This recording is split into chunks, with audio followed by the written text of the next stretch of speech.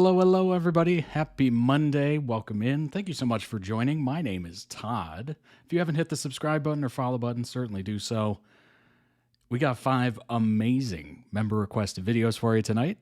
Hope you're looking forward to it. I know I am. A couple of them are a little longer, so we're just going to kind of breeze into this and get started pretty quickly. What's up, Willow? Welcome in. I hope you all had a wonderful weekend. Like I said, these are all member requested videos. If you'd like to request them and literally guide the stream, you certainly can. ToddReacts.com is the way to do it. The season tier and the series tiers that you see before you are the ones you're looking for. And while you're there, check out the accessories. Lots of great items there. I've re-added the beanie because it is starting to get a little chillier where, a lot of people are. So that's going to be kind of the precursor to the winter collection. So go ahead and check that out. Obviously, we still have all these wonderful items in there. 15% off for memberships worldwide. Winter collection is coming in 17 days. 17 days. Just over 17 days. And if you're already there on the YouTube channel, go ahead and hit that big old subscribe button. I appreciate it. 14,200 of you have already done so. That's awesome. I appreciate you along for the ride. It should be fun. We've been doing this for a couple of years now, and it's still super fun. So I hope you're enjoying the ride. And if you're new here, strap in. It kind of gets all over the place. We never know where we're gonna go. Just it's truly one of the things where you might know the theme of the channel, and then it completely goes a different direction. You never know. So certainly join up today, and if you really want to guide the stream, you can certainly do so. ToddReacts.com. Join the Discord as well. That is, here we go. Where is it? There it is. There's the Discord. Totally free. Links available everywhere. As you can see at the top, it tells you when I'm live, which is super handy. And then we actually just created before stream the Dan and Phil fans channel. So if you're a fan, PHAN, go ahead and join. Go ahead and join the conversation, all that good stuff. There's a big video. I literally saw it on the YouTube recommended my homepage. I saw it.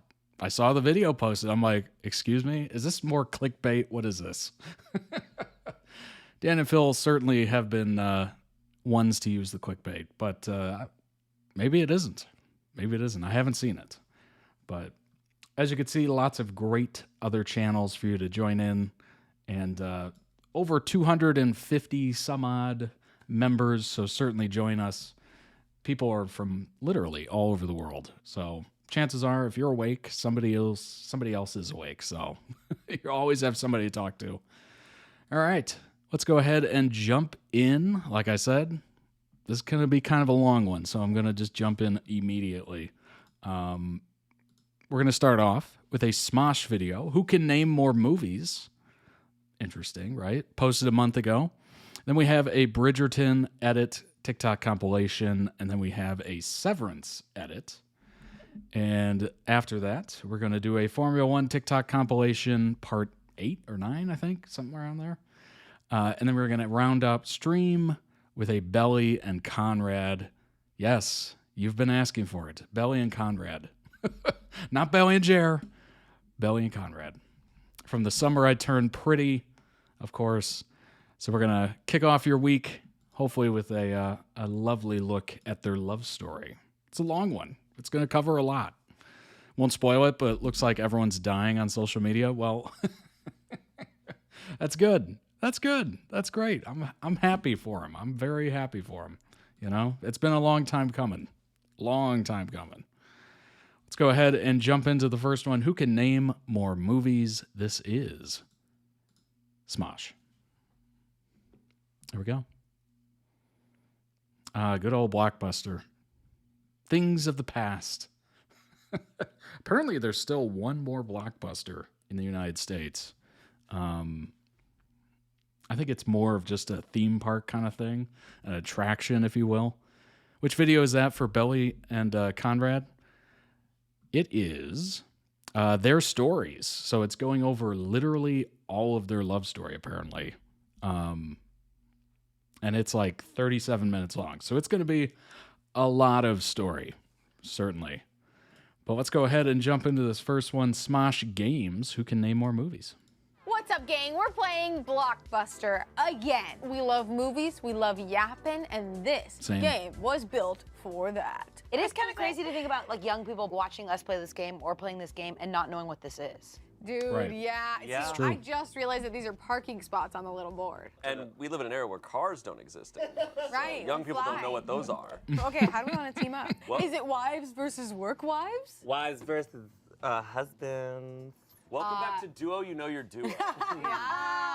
Wait, this is gonna get nasty. Yeah. So the first person to secure 8 genres wins the game, and it begins with a face-off. Angela. You should. Yes. No, you should do it. Angela, I believe in you. No, you should There's do no it. way you can fail me. There's so many ways it happens multiple times a day. Okay. How about you guys face off in the prom? All right, let's do it. I will say this. If you do not know what Blockbuster is, it was an establishment where you could rent movies. That was it. It was literally a building. You just walk in there. They have bookcases full of the VHS or DVD covers, and it was never in there. You had to take it to the front, and then they actually put the disc in. I don't know why they did that. I guess it was a way so people wouldn't steal the discs. And it was always fascinating because you could see what people were. You know what was really cool about it? And I had just thought about this recently is you really got to see who the people around you were watching, which was super interesting. Like you'd go to like the hot new movie that came out, and all you would see is just one stack or just one placeholder, I guess you could say, on the shelves, and there would be tons of them because it was a popular movie. They had lots of copies. Every single one of them gone. That was always fascinating to see, like, oh, can you find just one? Because they would stack them, you know, deep on the bookcase, and you'd look, you'd be like, is any of these thicker than the other ones? It was kind of cool. I don't know. And every once in a while you got lucky, and then most of the time it's just like, oh, of course. Why would they be here? This is the most popular movie to release. I don't know. It's just kind of a fascinating Just tap it. period All of your prompt time is, I think this is the perfect before we prompt. could just I'm get so everything scared. like The prompt that. is movies based on a book. Go. Harry Potter. Twilight. Right. 50 Shades of Grey. Little Women. Twilight New Moon. 1984. Twilight Eclipse. Not like that. Lord of the Rings. Twilight Breaking Dawn. Oh, that's so mean to do. The Hobbit. Lord of the Rings, Two Towers. Lord of the Rings, Important Return of the info. King. Cat in the Hat. Oh, yeah, that's right. Those aren't individual No, books. that's a separate thing. Dang, that wouldn't work. Mustache Man with a bat.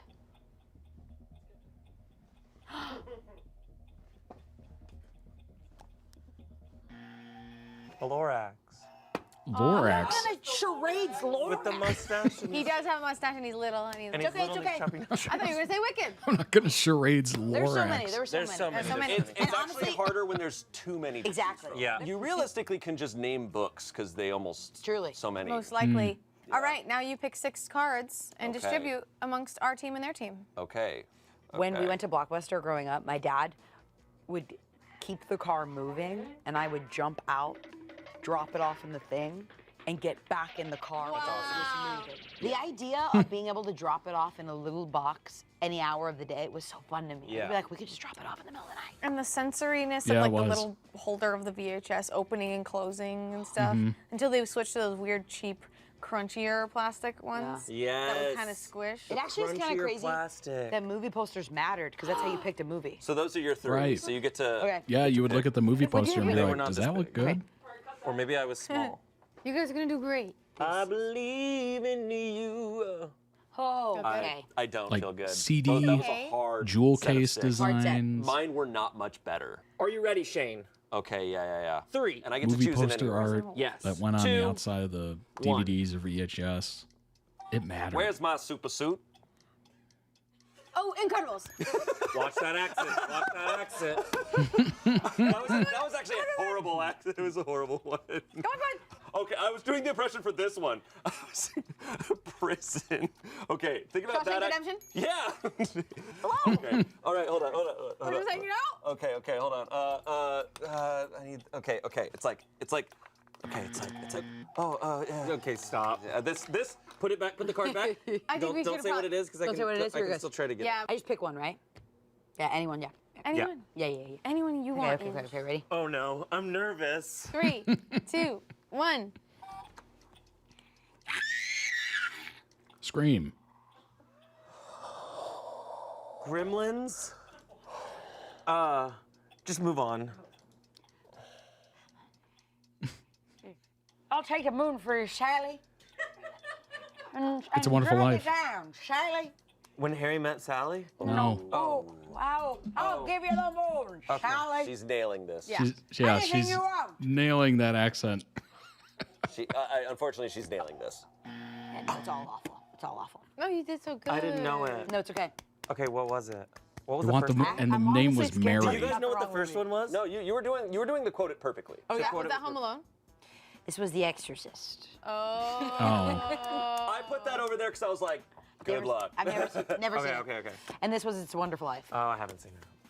It is a big. Okay, so You like the moon, Mary? The direct it. I was trying to put them three together because it was Charlie's Angels. But I'm like, that's just- and then what is this? That was Gone with the Wind, and I was just gonna go.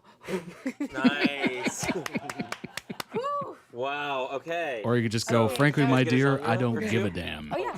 Shit. You got The Incredibles and the Shawshank Redemption Yeah. are Yes. Okay, nice. Here we two. go. And now we face off. Prison. You face off. You face off. I love Okay. this I game. guess It with is one really good. word you would do go, this. frankly. Yeah. I can do this. I And need to then get on maybe board. they You would want to go. pick the prompt, read the prompt off? Yeah. This is gonna be naughty. Movies starring a famous comedian. Coming to America. Tommy Boy. Ace Ventura. Yeah. Black Sheep. 50 First Dates. Get Smart. Oh, yeah. The other guys. Norbit. Oh.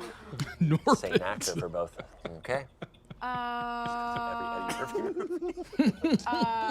Horrible Bosses. Dr. Nutty Doolittle. Professor. God Damn you. You're fucking crazy. I'm blanking. Okay. When you get hit by Dumb and Dumber. Trainwreck. A girl comedian. Bridesmaids. F you. Whoa. Sorry, it was my next one. It's okay. Baby Mama. The Heat. The Heat. Oh, Zoolander. 21 Jump Street. Nice. Huh? What the are you doing? Smosh the movie. Dear, Oh. Dear Lemon Lima. Ghostbusters. stupid. Wait, yeah. Don't Look Up. Ghost Mates. Wow. Say good luck, Chuck, to be really funny. No. Charlie's Angels. Bill Murray. Bill Murray. The Black Knight. Oh, Lost in that's a good one. Translation? That's a Martin good Lawrence one. movies. Damn. Wanderlust. What's that one? Oh, Snow Dogs. That's a good one. Is that a comedy? Okay. Is Cuba? Wait, is Cuba Gooding Jr. How loose is the definition of comedian? Rat Race. Damn it! Shut up. Airplane. What's it called? yes. It's a Mad, Mad World. Did I say Booksmart? I know I said Airplane's Get Smart. technically but you could Booksmart- argue airplane. Pink Panther. Nice. That's a really good Wow. one. Okay, I'll try to think of. That's really good. You like me? You like that? Think of your heroes. Think of your heroes. My heroes. Whoa. Who's my hero? That was really Like, fun. to open you up. Like Oh. That was really fun. That was That was a really good one. awesome, guys. You could have said Dr. Doolittle. Okay. Hey, did we do Haunted Mansion? Did we do Dr. Haunted Doolittle. Mansion? Well, there's also the movie where he has And a that 1,000 recent words of one. Trading Places. You could That have recent done Christmas 48 one Hours with Eddie Mansion. Murphy. You Holiday didn't say- Lane. You didn't say Beverly Hills Cop. No, Whoa, I yeah. actually haven't seen it. Airplane, you could argue, did not star a famous comedian because he was not a famous comedian at the time. But it's starring a famous comedian. But it is nowadays. But it is. Naked Gun, I've never seen Naked Gun. That's crazy. I know, we're gonna make him see us. Airplane either. I've seen Airplane. I've seen pretty much all of Airplane, but Oh, Naked no. Gun I've never watched. Oh no, the boys are talking if they've seen the Okay. movie or not. Could be better. Always happens. We're in a loop. And Sorry. we won't get out of the loop. And all it is, you don't actually talk about movies, you just talk if you've seen them or not. So many men do this. I've seen that. You haven't seen that? That's crazy. I've seen this. No, I've never seen that. That's so wild. You know, when you guys talk about musicals, I feel like I sit here and I respect it. Are we A little bit. That is hilariously true. That is right. absolutely Okay, true. guys. Oh, I'm really sorry. I can't even dispute that. Okay. Ready? Yeah. King Kong. King Kong. Okay, great. You directed the hell out of that. Scared the shit out of me. Oh, you do. Oh, you do. I don't know if I know this one. I would skip to the other one. I don't know it. I'm not getting it. Twist. Twister. Sixth Sense. Yeah. Oh. Okay. Quote it. Oh, you We are so I know it's gonna be obvious. I'm struggling. Can I do a different quote, or is that the only quote? Oh. got it. Okay, here we go. All right, ready? 3, 2, 1. I had no idea She what doesn't that even was. go here. Mean Girls. Names. Huh? Names. Bond. Names? James Bond. Names. Names? Names. Names. Holes? Oh. Names. Names. 007. Names. The names. The name's 7. Goldfinger? The name's 007. 007, Silver Girl. 007 Bond. Silver. Bond. Names Bond. James Bond. The movies aren't called 007, they're called James Bond. There's 007 movies too. Copy. Oh, you're doing Sean Connery. I was doing Sean Connery. Oh, that's Kristen Wiig and Bridesmaids. Oh, you do. I don't. I haven't seen Bridesmaids since theaters. Okay, we got this one though. Hey, we got one. recall. Thank I you. think I've seen that movie like 5 A musical. It's a brilliant movie. Good job. So we had Bridesmaids, and then what were the? These are our other two. So we had Bridesmaids, and the one we got was Sixth Sense and King Kong. But Bridesmaid we didn't get. What were these two? What were you guys'? James Bond, No Time to Die, and The Great Escape. Yeah, it's an Wow. old one. Oh, okay. Okay, so you guys, should we flip up the No time to. face-offs, or what Could do you we want to imagine do? having to guess You that? I can guess pull the you can face keep off for us, or He Chance. pulled the face off. Oh, good. yeah, no, do no, it. no, you do, and it's you guys, right? Okay, cool. Okay, you ready? Yeah. Okay. Movies with talking animals. Dr. Doolittle. Secret Life of Pets. Finding Nemo. Yeah. Homeward Bound. Oh. Toy Story, classic. there's a dog. Bolt. Yeah, weren't expecting the Bolt reference, were ya? Dr. Dolittle. Nice. Oh, nice. Little Mermaid. Nutty Professor. Ratatouille. Whoa, you did it twice. That's crazy. Funny enough, all Princess these and the Frog. Eddie Murphy movies. Finding Dory. There you go. Did you say Finding Nemo? Yeah. Okay. I'm gonna go with Madagascar. The Lion King. Madagascar 2. Ice Age. Zootopia. That's pretty cool. Zootopia 2. Can I say it? It's coming out. Yeah. Angry Age. Birds. Ice Age 2. Thank you. You did the sequel thing earlier. We'll stop it after this one. Madagascar spin-off. The Madagascar spinoff. Penguin one. Okay, March of the Penguins. Oh, they don't- Okay, that's- there you that's go. a documentary What? about penguins. Yeah, the movie. But they don't talk. The animals don't talk anymore. Okay, so the Madagascar There's a couple spinoff. different movies. Happy Feet. Yeah, I love that one. Wow. Too long, but I love There's it. another penguin one too. Okay. Mulan. Yeah. Dragon. Surf's Up. Oh yeah. The other penguin one. That's Surf's crazy. Up. Kangaroo Jack. He talks in the dream sequence. Wow. Princess and the Frog. he said that. Oh, any movie with a princess. Sleeping Beauty. The hummingbirds, they talk. The hummingbirds. The hummingbirds. Mary Poppins has talking penguins, right? Yeah. They sing. Anastasia. Yeah. Oh, it's a little bad. Beauty and the Beast. Oh, Grace Beauty. Beast talks. Whoa. I know. Yeah. What'd you say? Who talks? Do people talk in that? What? Do they animals? They talk in Tarzan? Yeah. Yeah. There you go. Do they talk in Tarzan? Do they talk in Tarzan? Brave. One of the animals talks. Oh. That's really cool. I actually don't Barnyard. know. I'm gonna think of another one. A Bug's Life. Yeah. Well, Bugs Ants. is animals. bugs are not animals. What? What are you talking Hold about? on. Bugs are not animals. They're insects. Hold on. Oh, Bugs shit. are animals. Bugs aren't animals. They're insects. But are insects animals? Insects are in the animal kingdom. Yeah. I didn't know if they were like fungi. Where fungi We don't know are. what the they are. Hocus pocus. Hocus pocus. The Good, cat. good, good. Okay. Ratatouille. You already said Oh. it. You already said it? Okay. I think we can just end this thing. Okay. I think we can just end this thing. Yeah. Fievel, American Tail. Snow dogs. Do the dogs talk in the snow? No. They're real dogs. You can't keep going back to snow dogs, Okay, I'm guys. so sorry. I just got a little caught in it. Don't help them.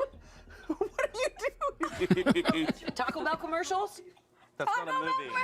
How dare you say that about I'll take it. I'll take it. I'll take it. I'll take it. I was about to throw out "We're Back" just to have some more talking dinosaurs. Aladdin. He doesn't talk. The parrot Land Before talks, Time. Iago does. Oh, I was thinking of Aladdin. I was like, oh, Apu doesn't talk. He does like. Okay, Paul. All right. Sorry, bud. You did good. You did good. You did really fun. good. That was a wildly was so good fun. Apu. I love just Shane being over it going, Very well. I'm kind of done. Cheshire I Cat, would point where like it's to like, end all the right. scene. Alice in Wonderland, Ants. I would like to. Oh. Ants is Bug's Life but naughty. Bugs are animals. Bugs are animals. Puss in Any- Boots. There was a bunch of Pixar movies we were that's missing. right. I you guys again. I'm sorry. Does Shrek count? Yeah. Metaphorically in a game speaking sense. And Shane's Polly. So when? So Probably gonna have a few beers tonight. Am I right? What the hell? You guys ready to go? Yeah. All right. We are. We are. Okay. Lucky Right. A second ago, again. Chance was like, we need to catch up, and we will not be catching Okay. up. You will, you will, you will. Are we ready? Archaeology. Indiana Jones. Natural History Museum. No. The museum. We're stealing the Declaration of the Declaration of Independence. We're moving on. No. Night at the museum. Nope. I this McDonald's dessert. This is the quote. I the McDonald's dessert. I am clearly the only one who watched it. Okay, directing. Mission Mission Impossible. Impossible. Yeah. Okay, we got that one. Okay. I the McDonald's dessert. White No- Castle. Nope. All right, moving on to you guys. Oh my God. I'm so sorry. I Am don't I the know only what one it who was knows that? I feel like I should have gotten a collective. Oh yeah. Yeah. Okay, here we go. Grinch. Believe in yourself. Okay, ready? 3, 2, 1. Oh, hey, that guy's wearing shoes that are knives, and he's moving really fast. Blades of Glory. He's wearing shoes Accurate. that are knives. You're so close. And he's moving really fast. Speed skater. Skater. My favorite movie. Oh, hey, that guy's running on shoes that are knives. Hey, that guy's walking really fast. I didn't. Was it Knives Out? Blade Runner. Blade So, my one word, unfortunately, it was Raiders of the Lost Ark. As soon as I said that, archaeology, and then it was like, yeah, that's the only one word I could think of. I could have said Indiana. It just feels like so. I need to be just like cheaper with it. Yeah. The quote was American Pie. Oh, I've Oh. seen it. Because But he the McDonald's pie. I only knew that he. I thought it was a cherry pie. There's so many more quotes from that movie you could have picked. Oh my God. You did. Well, tell your mother we ate the Okay. pie. But I can't say pie. That do would have this. been. Oh, you can't say pie. Oh, dang it. That's right. Ha, Well, tell your mother we ate the dessert. Joker 2. That's good. Yeah. Or he literally gonna quote could it have and just he said was gonna Stiffmeister. Wait. She turns around. I just wanted to get one. 1 second. Oh, sorry. Good night, little lady. Hey, wait. Shh. Hey, wait. Yeah? Did you say something? I just needed to get another look at you. I don't like that he has a rope. That's fair. Okay. We're doing really well. Mean Girls. I think this one's hard, but maybe you guys are gonna make it look easy. Movies with a baby. Baby Mama. Baby's Day Out. Ice Age. Oh, that's good. There's types Harry of different... Potter and Sorcerer's Stone. Baby Hangover. Genius. Oh, yeah. Not at the table, Carlos. Raising Arizona? Yeah. Yeah, dude. Okay, Jurassic Park 2. It's a baby T-Rex. Baby animals? Okay, Black Beauty.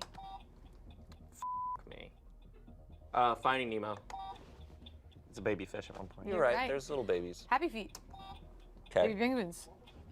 We're so niche now. Baby No, animals. I really wanted you You to guys say- didn't say baby geniuses or baby geniuses too. Boss, Oh, that's boss good. baby. Boss baby. Boss baby. Horrible babies. I mean, 3 men and a horrible baby. Baby geniuses. Baby geniuses too. Horrible babies. Horrible baby. Horrible babies. The Incredibles. Jack. We call horrible babies. Okay, let's get into this thing. Ready? Yep. Touch the button. for American me. Sniper with the fake baby. All right. Spock. Star Trek. Oh, okay. We're gonna okay. catch up. Don't You'll worry. float too. You'll float too. It. You'll float too. We will catch up. Okay. The Matrix. Matrix. Yeah. Get onto that one. Okay. Oh, Star Wars Empire Strikes Back. Return of the Jedi. Ratatouille. Yeah. You were fully doing the Curb Your Enthusiasm. I know. No, I heard you go. Is it a cook? Yeah. All right, so we have doubles, which Frick. no, that's not bad. That can add up to stuff. You got it. Okay. You guys have 4 sets of doubles? Don't worry, we can get 2 points here. So if we get 3, we get to then steal one of yours. Okay. Okay. Ready? Yeah. Do that on camera, I dare you. Mufasa. Lion King. Good. We're gonna steal that one. Nope. Mole. Austin Powers. Mole. Oh yeah. Moly, Spencer loves moly. this one. You're a spy and you have a mole. I can't look past your mole. What a quote. What a quote. I got it immediately. Mole. Horrible movies and you go with the mole. You could have said every other quote from them. Groovy, baby, yeah. Okay. Okay, let's go. Hold on. Let me find a great one. It's like, why don't you stop and find the great one, you know? I think this one works. Okay. Movies set in school. Oh, Matilda. Mean Girls. Super bad.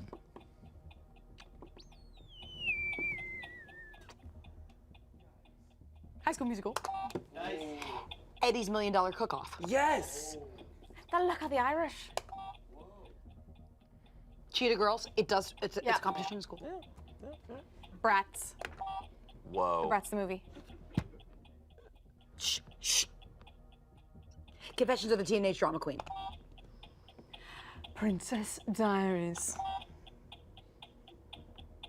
Sleepover. I go to school the next day. Jennifer's Body. Whoa. Booksmart. School of Rock. It's in the title. Accepted. Middle school. Set in school. All school. Oh, Accepted. 17 again. Great movie. Legally Blonde. A university's a school. Okay. I mean, that's fair. A Beautiful Mind. Dead Poet Society.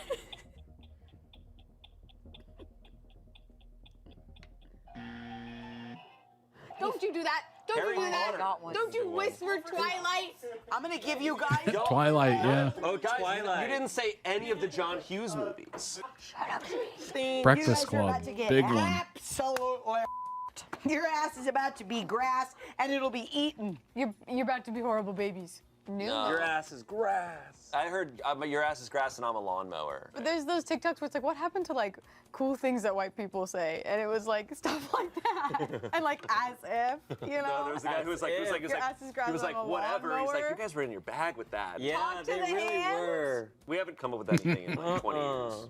No. No. Like Betsy. She came up Jesus Christ. Off. You can do this. Yeah. We can do this. I'm not worried. Oh God, I'm gonna try something. I believe in you.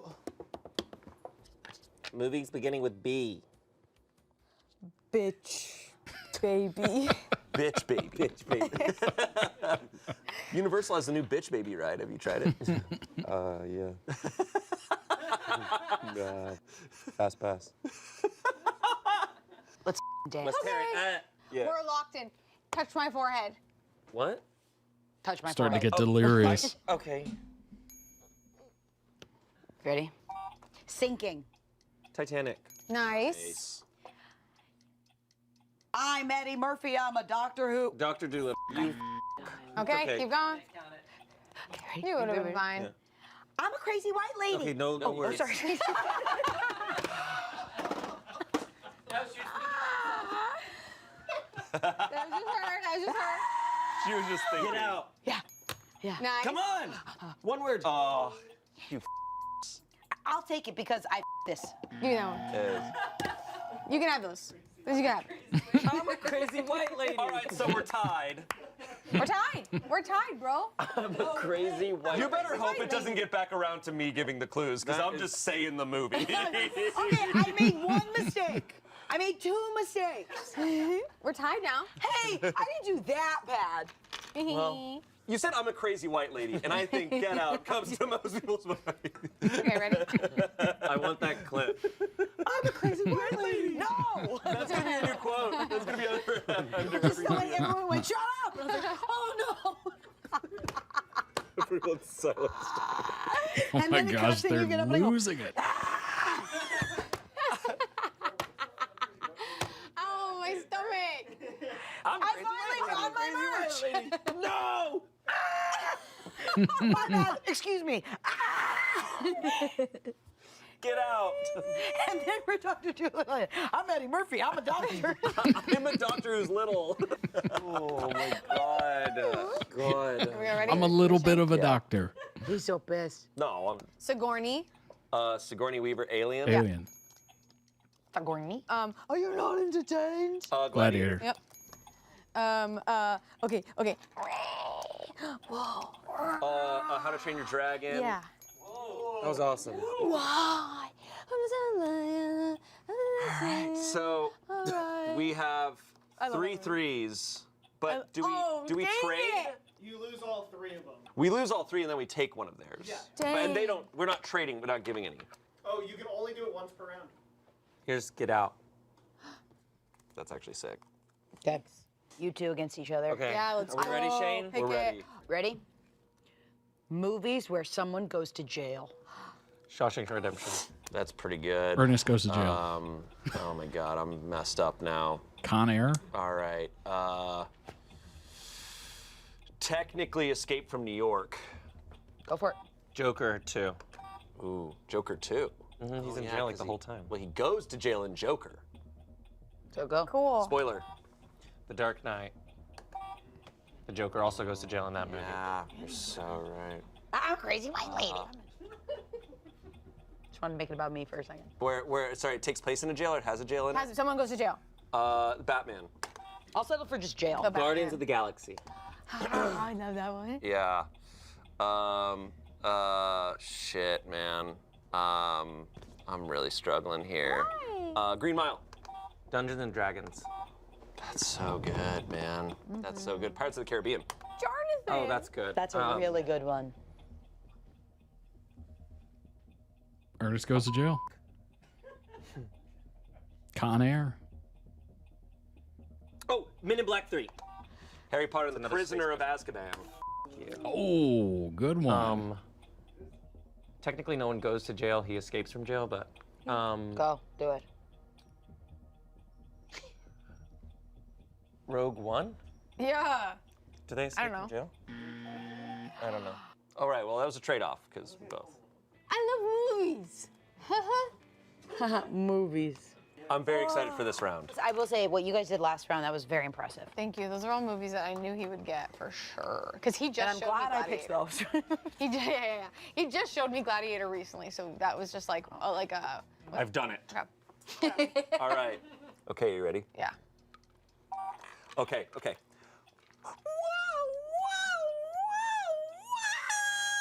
Oh, Matilda. Nice. Oh, this giant monster came out of the ocean. It's wrecking the city. Oh, Godzilla? Yeah. Wolverine. X-Men? Yeah. Oh. Let's see. Santa! Santa! Elf. That was my word. Okay. Oh, I think my whole life is just for everyone's Truman Show. entertainment. Oh my god. They're married. Oh! All right, take your time. Okay. Oh. I'm kidding. That's Oh, crazy. Holy crap, look at all them greens. Okay. Yeah. Are you ready? All I have to do is direct it. Okay, I will. Come on, hit it like Greta Gerwig, bro.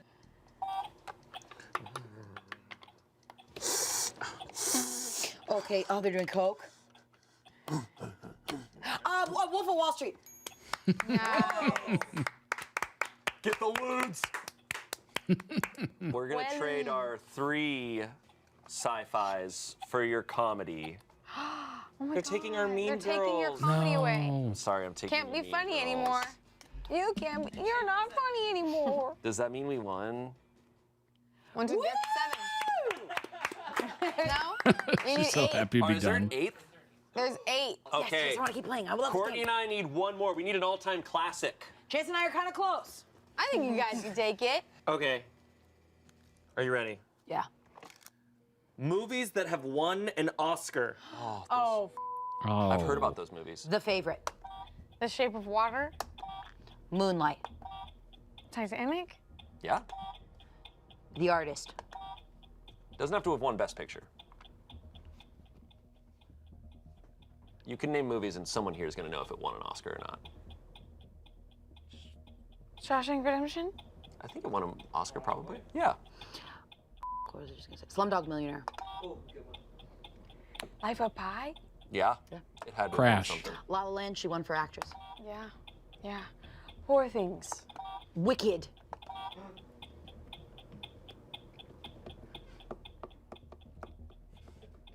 What's the other movie? What won Best Picture last year? I don't watch the Oscars. Something tells me Godfather won.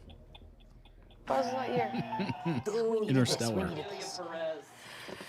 I forgot. It I won Best deleted that Picture? movie. Yeah. It won Best Picture at the Oscars? Yeah, it did. No, it did. Yeah, no, it. It won the Golden Globe, I thought. Honora won, yes. That's right, Honora. I was like, it did not win Best Picture. Amelia Perez, I thought, won the Golden Globe. Okay, sorry. What's your favorite late night snack, Angela? It changes. Sometimes pickles. Pickles. Yeah, I love pickles. I'm doing something dirty, and I'm giving us an all-time classic. That's what you should do. Ready? It's the end of the world. It's the end of the world. I'm doing a quote. It's the end of the world happening in the current time. Apocalypse Now. Whoa. Dang. That was wild. Titanic.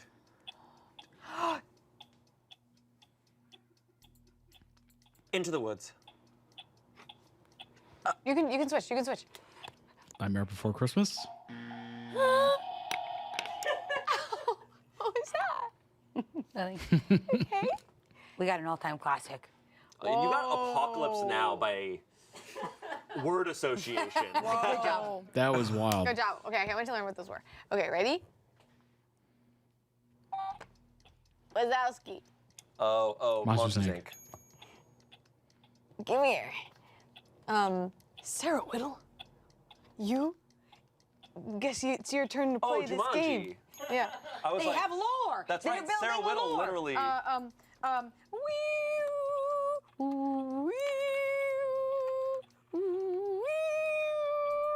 What the hell? What the hell's going on? Poltergeist, E.T., the extraterrestrial, the fourth kind. Is it I'm so lost. I didn't. I've never seen The Martian. The Martian? What's up, Okay, Luke? but now you can buy one of ours and you win. Matt Damon's He on. goes up. He goes to the. Yeah. And he makes There's, a garden. there's no he aliens. makes a There's garden. no aliens. But you know what? You can buy this one, 2-1. We Look at that. technically won because now we have 3 of these. First flight so we can alone. Trade for.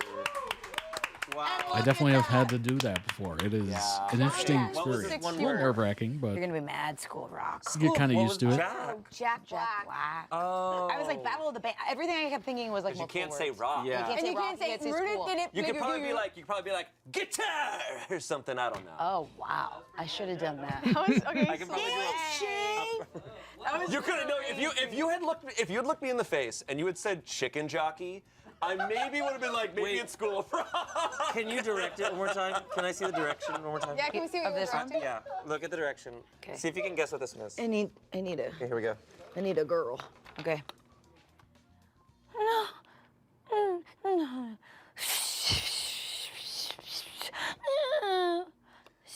Thank you for watching. This has been Blockbuster. Let us know what other games you want us to play. Was it? Frozen. Nobody. Dude, we don't copyright you. She Get doesn't out of fly here. around. No says nobody She flies. Go f yourself. She doesn't. Nobody flies in Frozen. She flies. Canonically does not fly. She flies with the eye. Elsa cannot fly. Nobody not flying. flies. End the video. Link down below in the YouTube video description for the original video. Go throw it some much deserved love. All right, let's look into some quick little snippets here of Smosh news. Then we will move on. Here we go. A new Hungry Hungry Hippos world record was just set. A group of comedy stars just chomped their way to a world record playing the children's board game Hungry Hungry Hippos. What?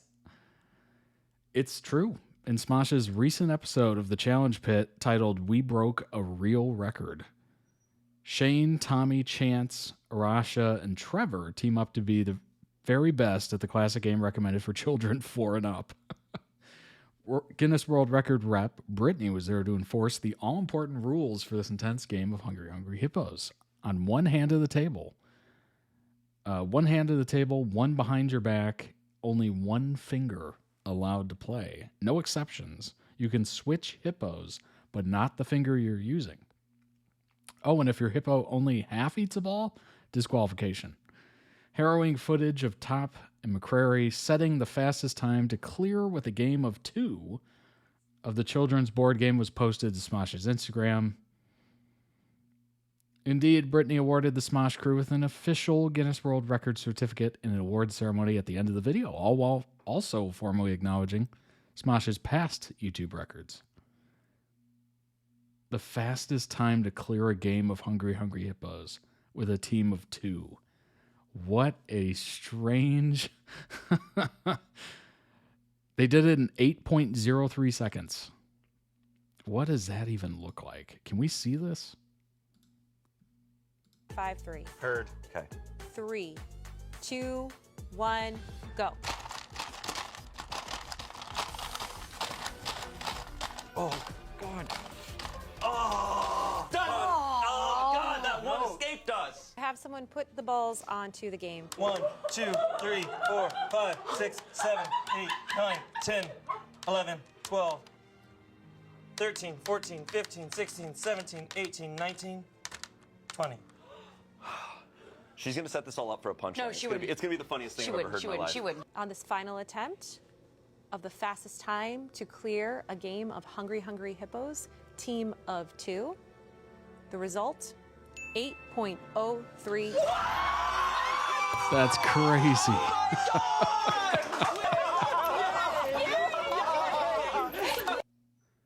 That's wild. Very cool. Smosh Summer Games, the best summer competition on YouTube. Reality shows of summers gone by used to feel like a warm hug. Stakes were minimal, casts were filled with crazy characters. These shows were appointment television, a perfect sweet treat after embracing all that the hottest months had to offer. As those shows have slowly started to retreat from television, it's comforting to know that this kind of programming is still produced on YouTube. Debuted a new series, Summer Games, titled Class of 2005. The rules are simple and, to a certain degree, superfluous. 2 teams made up of the channel's comedian cast members are placed in a series of high school-themed challenges, hoping to win the title of Smosh Summer Games champion. An ode to MTV's silent library, Classic. While Smosh has released summer games in the past, this season was grounded in pure reality television roots with talking heads, interviews filling each episode. Having a bucket of comedians giving play-by-play and utter foolishness is always welcome. But the crew really outdid themselves. Some stuck to their in-school personas,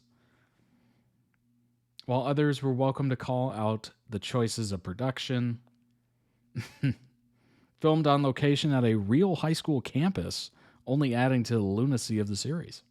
Seeing grown adults run across a football field intending to place 7th, or screaming at each other in a gymnasium to place an elaborate hide-and-seek adjacent game feels like a childhood dream come to fruition. Smosh revives its reality TV. Throw burrito. What an interesting version. I like the classic look of it, too. That's awesome.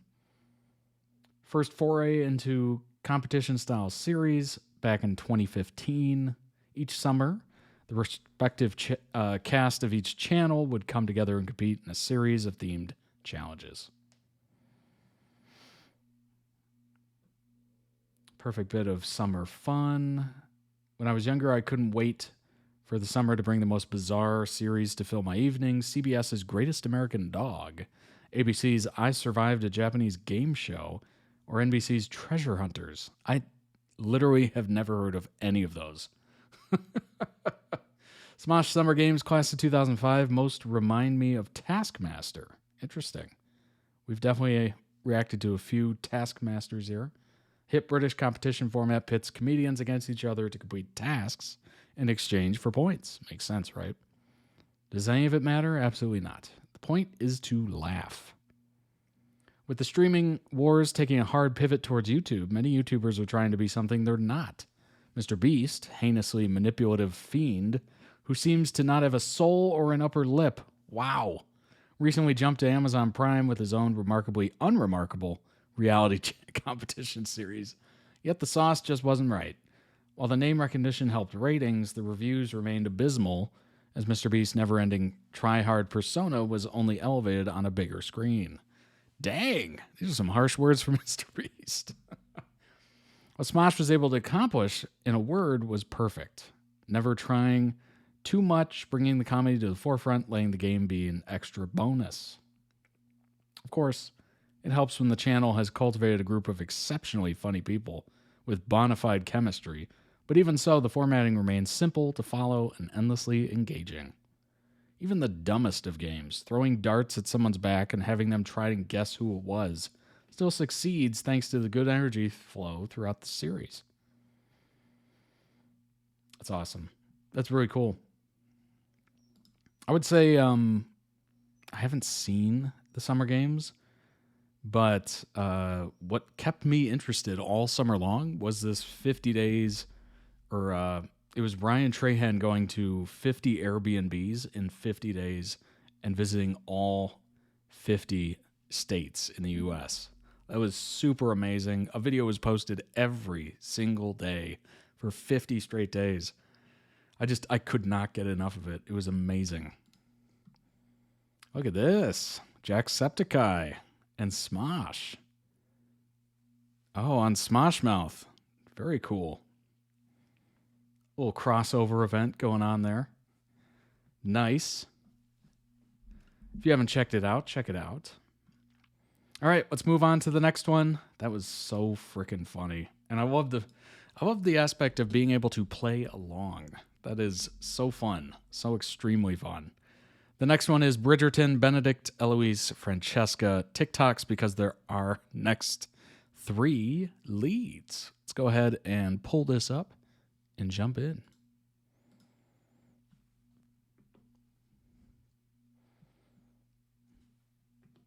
All right. Here we go. The incredible Lago. The legendary Miss Britney Spears. And the unstoppable Danger. You're gonna have to remove me, because I ain't going nowhere.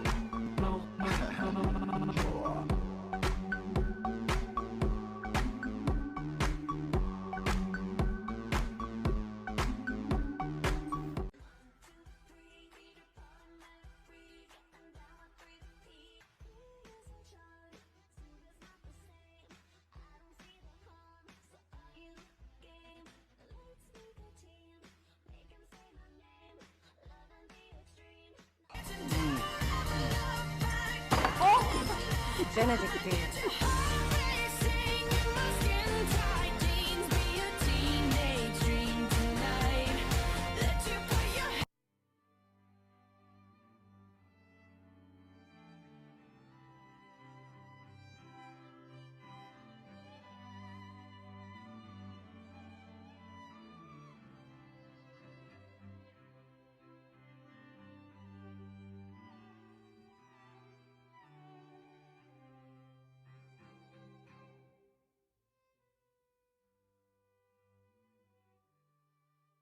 I should like to add how proud I am of my lovely daughter, Penelope, to the match of the season and to the Featherington Bridgerton family. I cannot tell if there's part of me stronger drinks or weaker ones.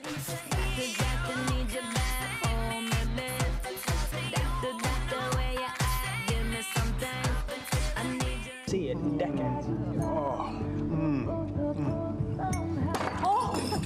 Benedictine.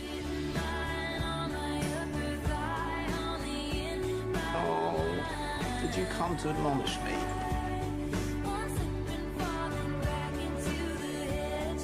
To delight in her beauty, so much so that all your defences crumble.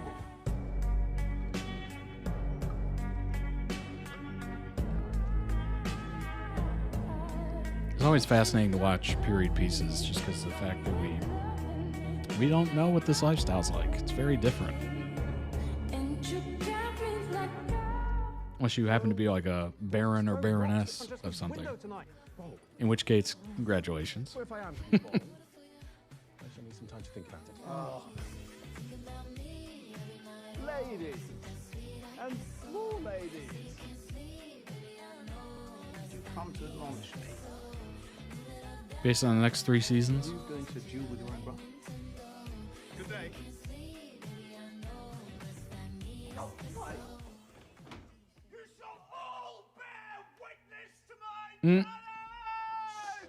Tipping spirit. Have you not heard? The Viscount believes in hurrying things along these days. First a wedding, now a drink. I just hope for Edwina's sake the tendency stops before the honeymoon. Have you always been so vulgar? Season 4 release dates. All day turn your brain to charcoal.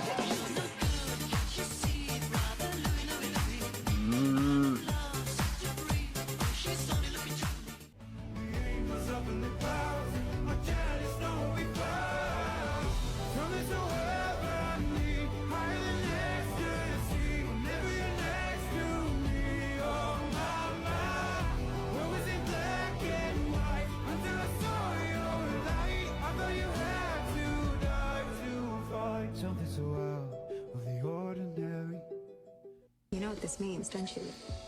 I believe it means we have a ball to get ready for. Shall we, Erin? Yes, we shall. See you soon. See you soon.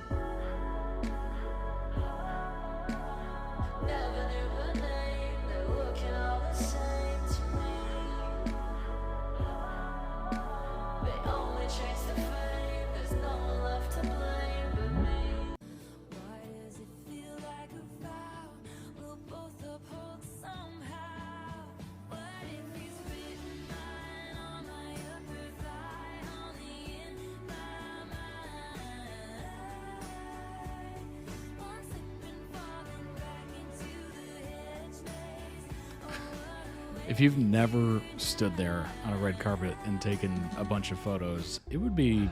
I will miss you. I'm assuming it's very awkward. Maybe that's just me. Do you think Mama would ever let me miss her masquerade ball? I suppose not. I will be there, hiding out behind a mask, avoiding eligible ladies like the plague. Gotta hit the pose, or poses, and not look awkward. Now know the next 3 full lead couples. Calf trust up for auction. Be a boon to have another intelligent woman in the house. Another? You're overcounting. How long have you cared about flower arranging? I'm an open-minded woman. I care about many things.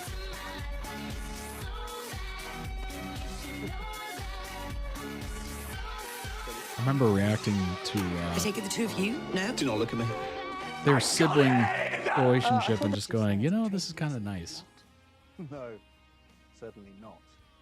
Believe me, the more I learn, the more I realize how little I know. It feels right now that the next thing I might learn may change me entirely. It is a spectacular night.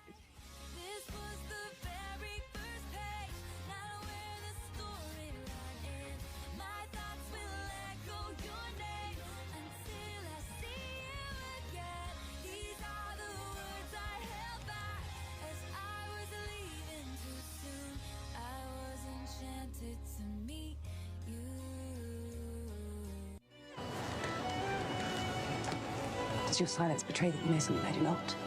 No, certainly not. Believe me, the more I learn, the more I realize how little I know. It feels right now that the next thing I might learn may change me entirely. What is it, truly, to admire a woman? To look at her and feel inspiration? To delight in her beauty, so much so that all your defences. How long is this concert? 3 hours? Oh. 4. Though I certainly already heard enough. You are my most favourite brother. Do you know that? It will be a boon to have another intelligent woman in the house. Another? You're overcounting. I think she's very good. I believe she can hear you. Can hear you. Which brother or sister do you like the best? Gregory, clearly. Oh, fair enough. You are my most favourite brother. Do you know that?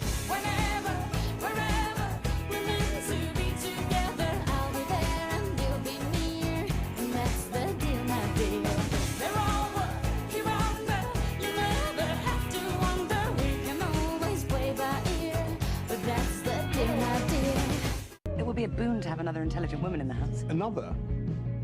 You're overcounting. That is definitely coming up.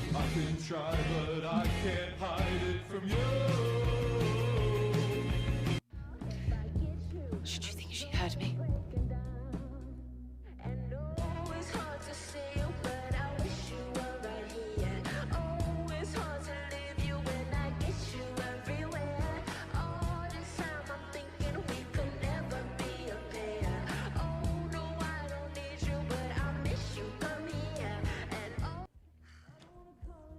Stop fussing with your dress. You look lovely, dear. I look like a prize calf trussed up for auction.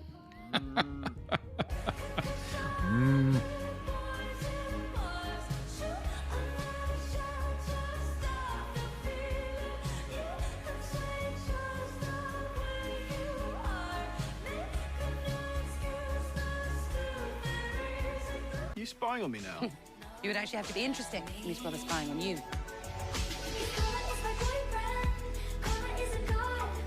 She heard me. Benedict.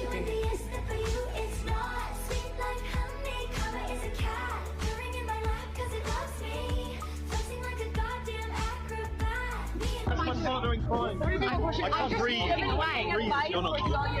I get to do that with Luke Thompson, who's one of my closest friends in the world. I love him with my whole heart. Oh, that's sweet.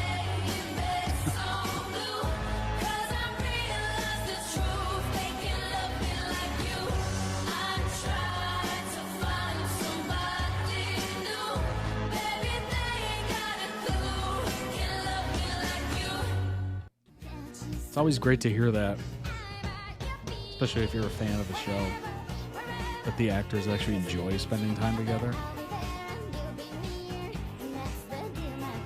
I think it comes through, you know, in the final product. Actually true. Which is complicated considering we play brother and sister. Yeah, but we're not actual brothers.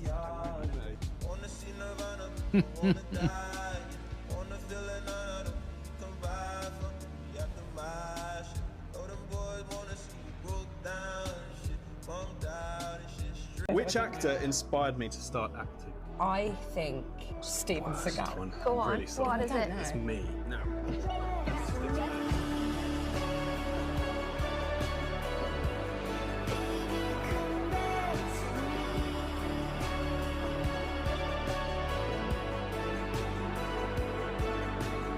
Precisely the Queen said to you. Again, Mama. She was splendid. She sparkled rather. But I was met with complete immediate darkness. Not even a dream. Congratulations. The type of girl you wanna chew all of my bubble gum. The type of girl you wanna chew all of my bubble gum. I'm the type of girl you wanna take to your mama house. Take to your mama house. Oh, would you prefer to be promenading with your fellow debutantes? Would you like to watch grass grow? Oh!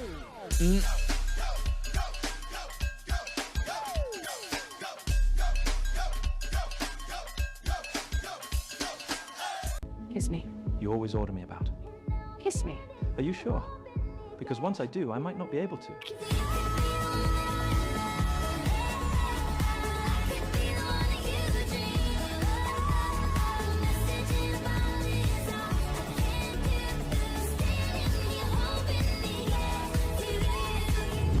Mr. Bridgerton. Sir Philip Crane.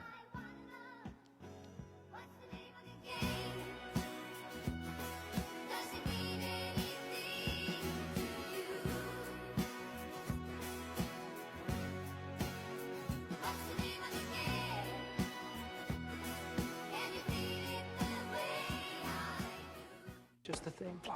Perhaps the Archbishop's taught lifelong covenants overwhelmed her. Perhaps Miss Edwina realised that marriage is in fact a prison for women. Oh, must you always be so you?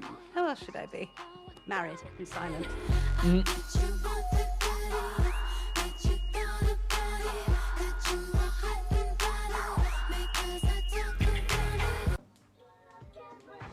She does not speak to him. I am in awe. I thought one had to use wit or banter to dissuade a suitor, but simple silence is radically more effective.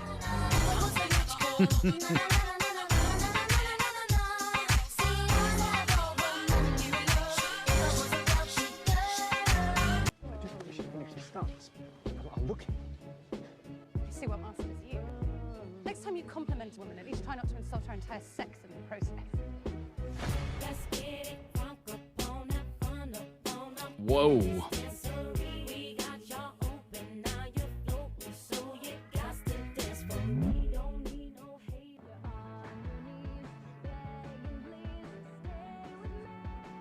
I find books so captivating. I have a collection of over 1,000 myself. Nothing a book loves more than to be collected.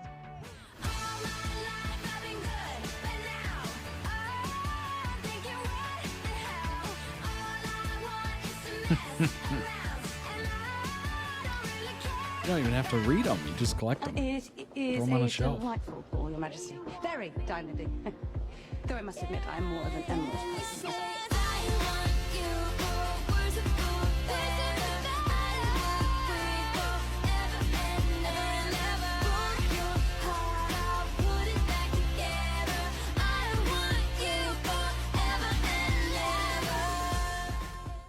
Marvelous drawings. Oh, these Coronipofolia. I saw so many of those in Paxos. Yes. Oh, Paxos is beautiful. And did you see the mastic tree that your son? I'm sure Mr. Bridgerton did not own Yeah, I've been noticing Eloise has always got the right thing to say. But I am grateful to you for indulging my desire to talk about my travels. So Philip Crane is right. Sharp wit for days.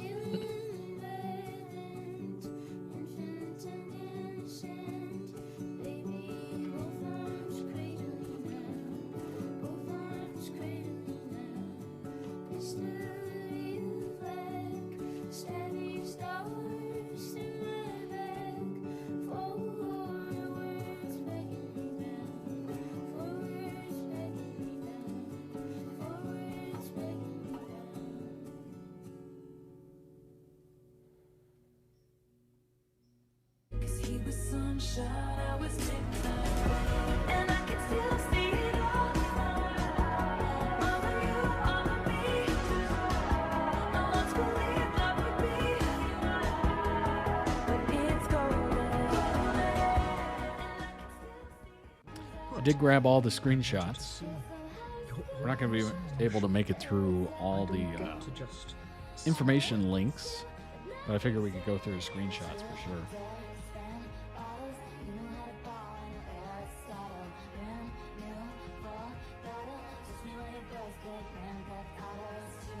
Congratulations to you both.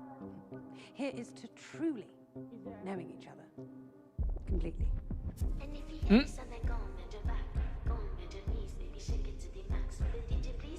I can't even tell if she's like being sarcastic or not.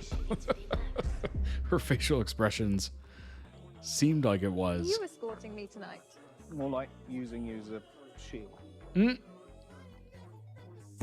Using you as a shield.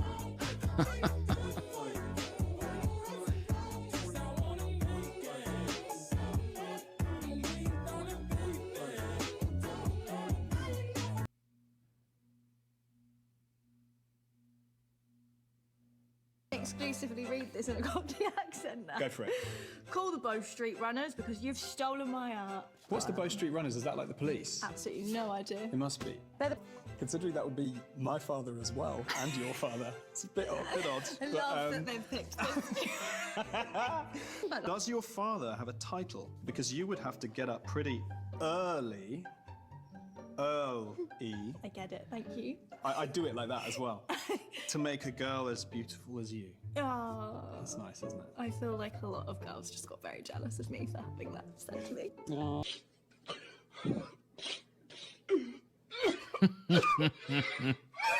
If you want to bring scarlet fever into a pickup line. Any kind of disease probably should be kept out of Yeah, it's initial not flirting. really a great starting point, I'd say, to talk about. No. You build to disease. I believe your chaperone only watches you from 10 feet away. Okay.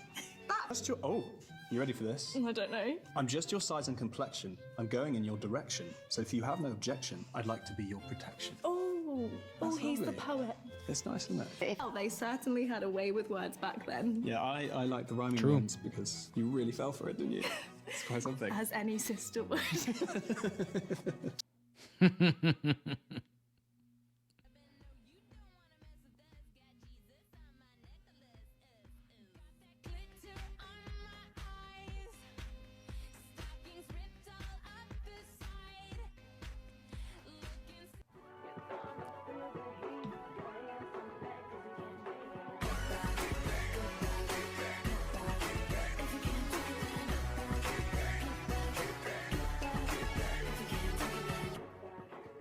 The last time I nearly moved you to tears was when I first started playing. She was not the only one. I wept in my room from the hideous chord combinations.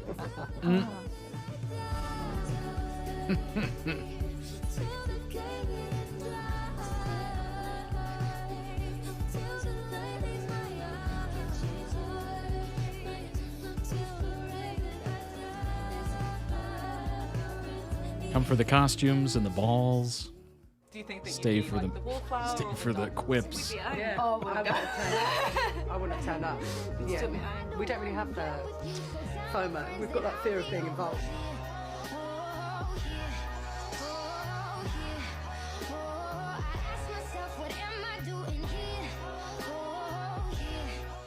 You do. And you? I saw that interview with Cillian Murphy, and he goes, I have Romo, relief of missing out. Again, Mama. She was splendid. She sparkled.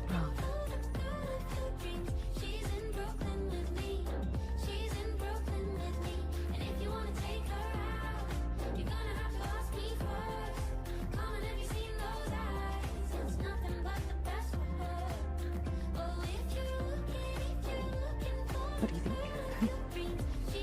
As long as you stay in your wing of the castle. You will be living in a proper castle. I promise you I will give you your space. What do you think? As long as you stay in your wing of the castle. You will be living in a proper castle.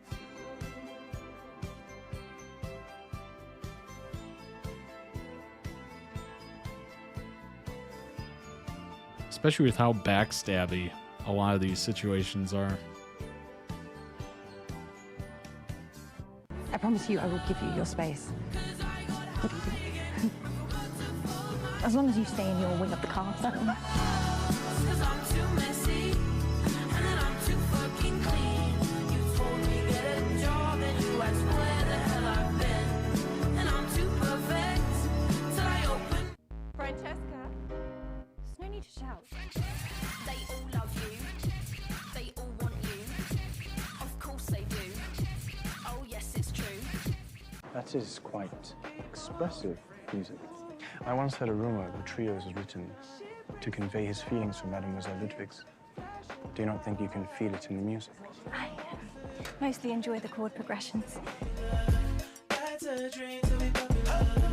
Kill anyone to be popular. Sell a soul to be popular.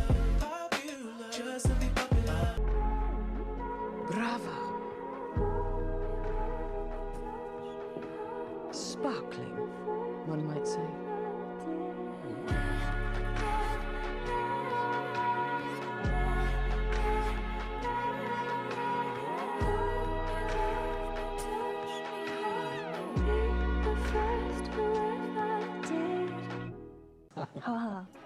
Thankfully, Mama did not abandon me. And I shall not abandon you. Is that a threat? Casting's incredible.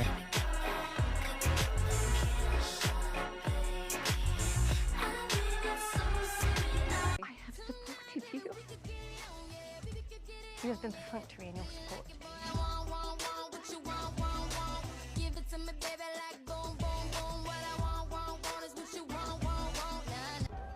Kind, I suppose. Well, that is plain. You do not want someone unkind. No, of course not. You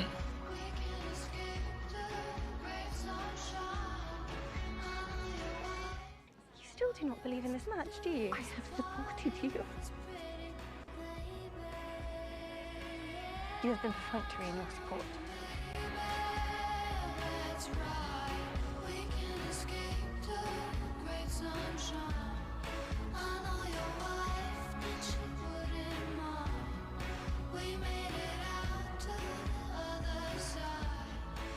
Pretty impressive. Sometimes, you know, actors just have that. Characters too, just have that. You must simply follow your heart. It factor, I suppose you'd call it. Kind of steal the show, or steal scenes. There is a saying I thought they'd been there forever. Fairton. No one attracts notice like a Bridgerton.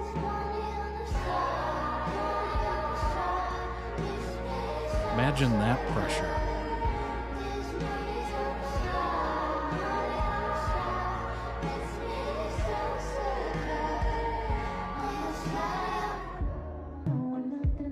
And I plan to marry him. With Your Majesty's blessing, of course.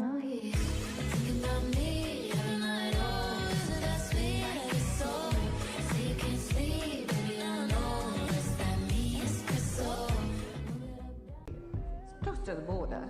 No, the Highlands. But it's not too far from Glasgow. That must be at least a fortnight's ride away. Oh, it is why I so enjoy staying there. The distance creates a true sense of peace. I cannot wait for the quiet.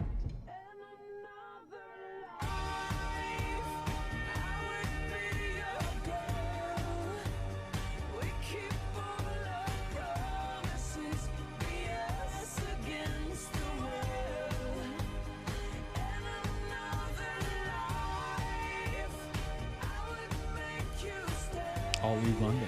Interesting.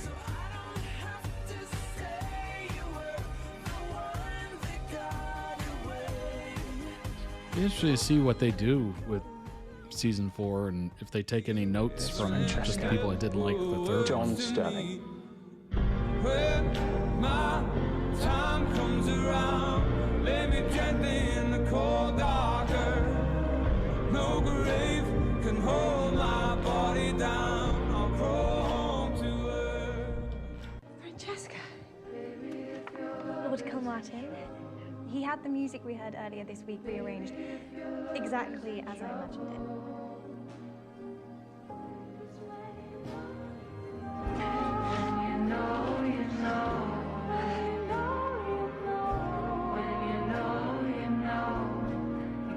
Good day, Lord Kilmartin. Jessica.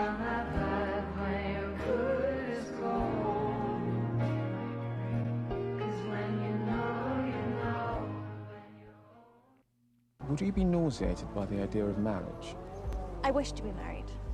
Very much, in fact. Kind of makes I sense, just hope right? my husband will not hide. Not everybody has the same path, I would not dream of it. regardless of being in a family or not.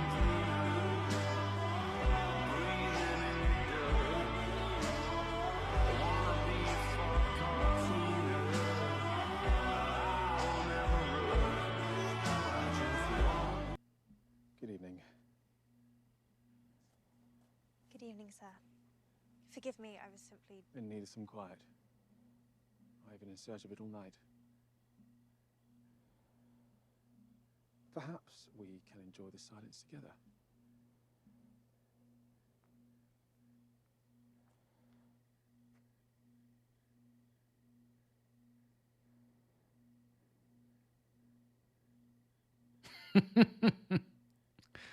I feel that. I feel that. Sometimes you just need it, you know? Because you would have to get up pretty early. Early. I get it. Oh, she's like, yeah, I get it. Want to give you kisses.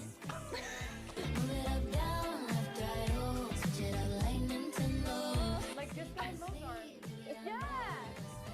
This is what the world needs, actually. Yeah. You seem so lonely. I'll be the only dream you seek. So if you're lonely, no need to show me. If you're lonely, come be lonely with me. Lonely. Passion is crashing as we speak. You seem so lonely. I mean, it makes sense. There's bound to be, you know, extroverts, people that really love this stuff, and then I am people not a that man are just of many like, get me words. out of here. The words I do have, I'm afraid they're not very good. I would probably But I fall do in the believe realm in the of, power of a gesture. you know, introvert, don't want to be at the party, get me out of here. Looking for, you know, that silence, I guess.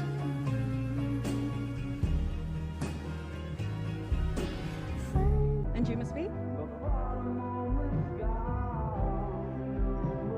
I am... Well, I'm... Francesca. Bridgerton. Kilmartin.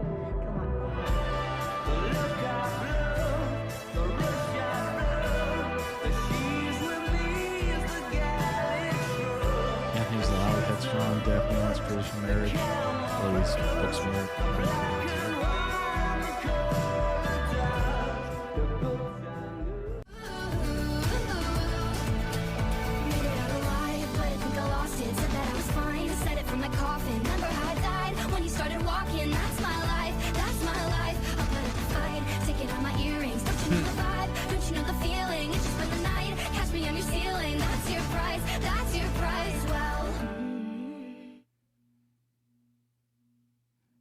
Oh my gosh. I think I'm so jealous because it's cold. Like they're wearing jackets. Steve, Hannah Dodd, Will, Florence. I love them. I love them. Still haven't gotten the jacket weather. Felt a little like it this morning. I was like, this is different.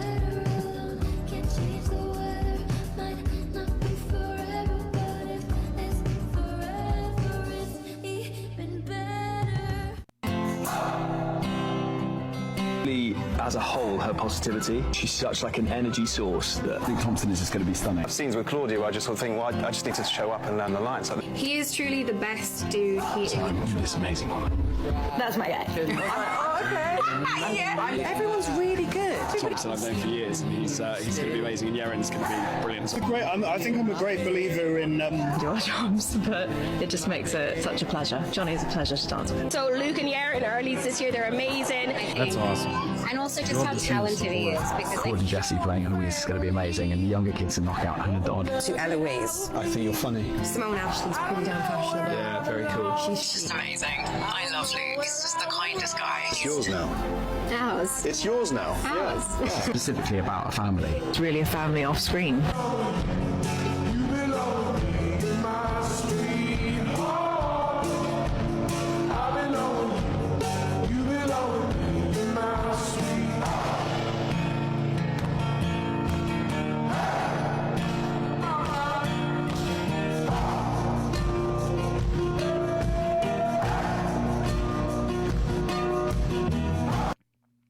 obviously, they are going to support each other just for the fact that they're fellow actors, and there's like that code or whatever. You're supposed to always support people you work with because you never know if you could get an opportunity because of it. But then there's that extra layer of like people who actually enjoy spending time together and have fun and have like group chats and all that stuff. Like, that's really awesome to see. Some of that other stuff is just so hollow, so it's nice to see like the actual actors enjoy spending time with each other and actually enjoy the people they're working with. It's so weird when, you see that, and it's recognizable when it's just kind of, oh yeah, they're great. And it's just kind of flippant or whatever. But yeah, seeing the actual best friends, that's beautiful. Link down below in the YouTube video description for the original video. Go throw it some much deserved love. Also check out Luke's channel. He's got many other edits for you to check out. All right, let's pull up some information and get to those screenshots. Just kind of a little general, rundown here. It's been a while. First season debuted all the way back in 2020. I can say that because it's half a decade old. Wow. Series was renewed for a 5th and 6th season in May 2025. The 4th season will begin released in 2 parts, January 29th and February 26th. Queen Charlotte, Bridgerton story, a spin-off series focused on Queen Charlotte, was released in 23. Received positively for its direction, actors' performances, production, and set design. That's not surprising, right? Looks great. 5 Primetime Creative Arts Emmy Awards, a Makeup Artists and Hairstylist Guild Award, nominations for Primetime Emmys, Screen Actor Guild, Satellite Awards, NAACP Image Awards, just a ton. So far, there's been 3 seasons, 24 episodes, not a lot. So if you're looking to still get into it, you can still get into it.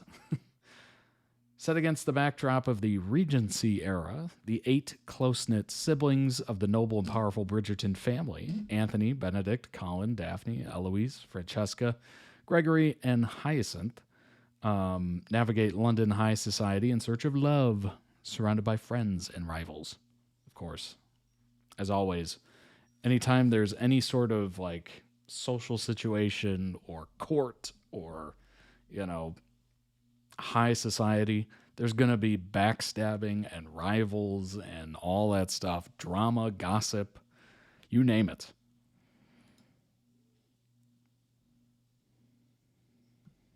I love the fact that Julie Andrews is the voice of Lady Whistledown.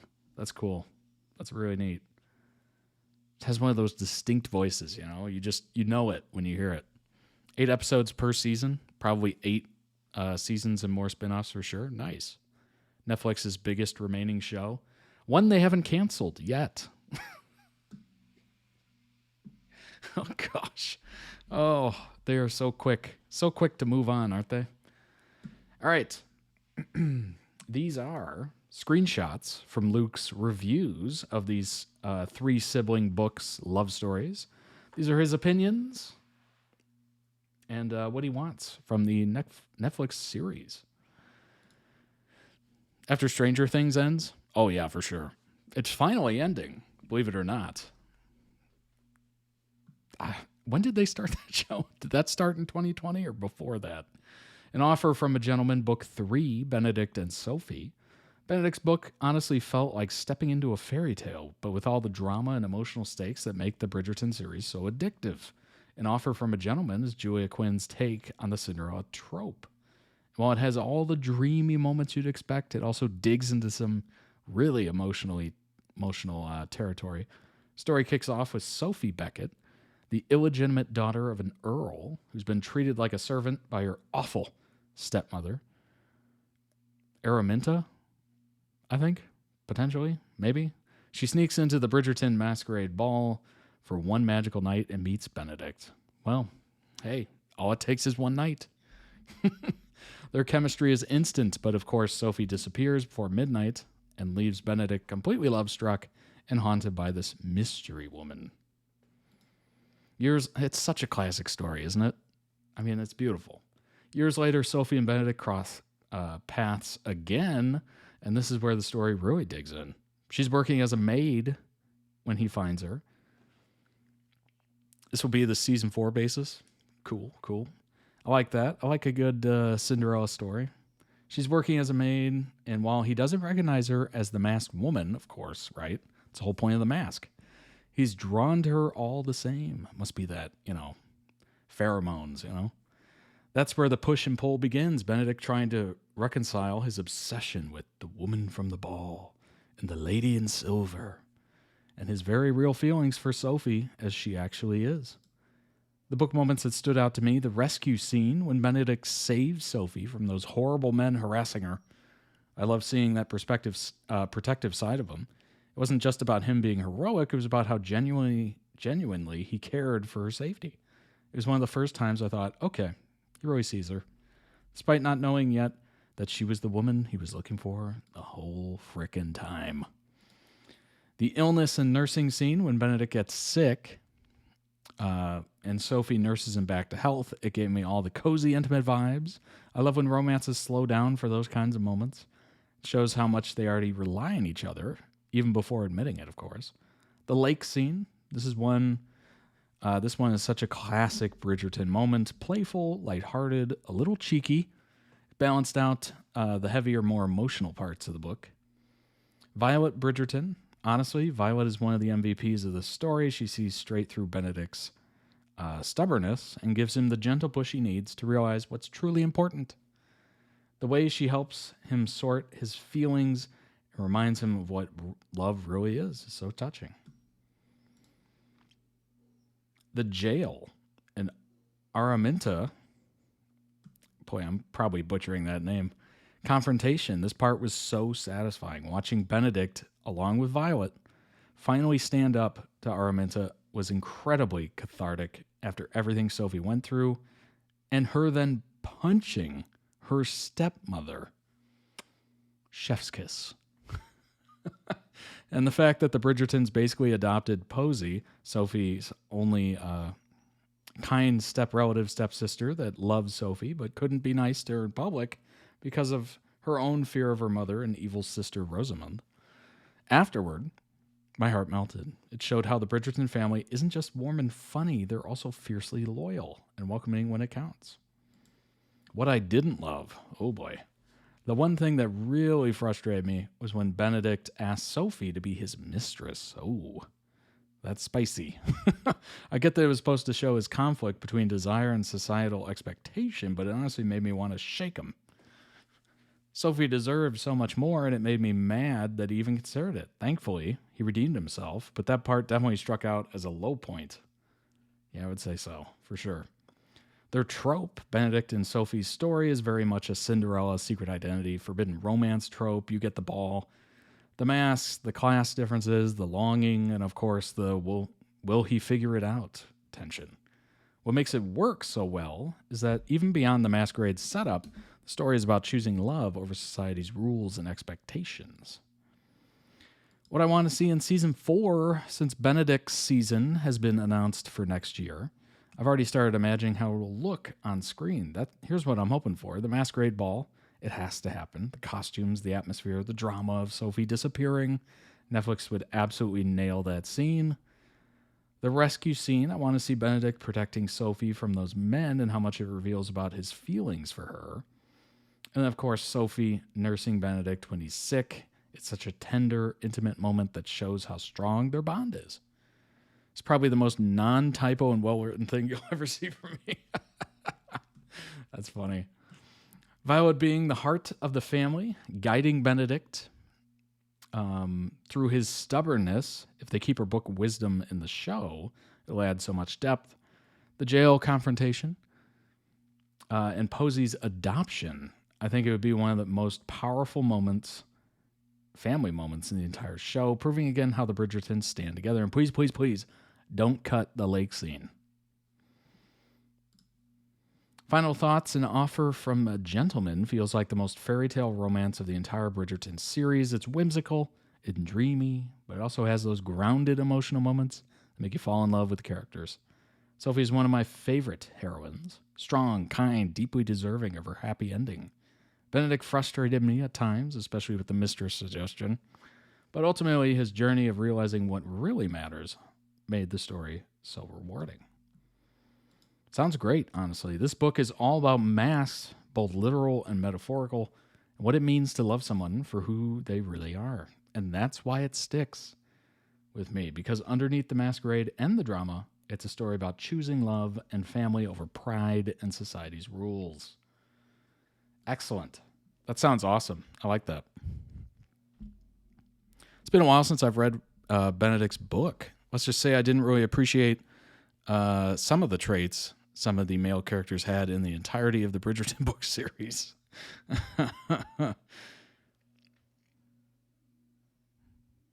Toxic tropes. To Sir Philip with Love, Book 5, Eloise and Philip. Eloise's story honestly surprised me. Going in, I wasn't sure what to expect, especially since he's a big personality in the series. Full of wit and independence. In the book, though, her romance plays out very differently from what I imagined. To Sir Philip with Love is quieter, less glamorous, and a little more grounded than some of the other stories. But that's also what makes it unique. The beginning completely shocked me. Marina dies in literally the first 10 pages. That's kind of crazy. That's a great way to start. I love the show, but the books, oof. Interesting. I wasn't expecting that at all. It threw me off at first, and I'll admit, right after, that's interesting. I very rarely have heard the show is better than the books.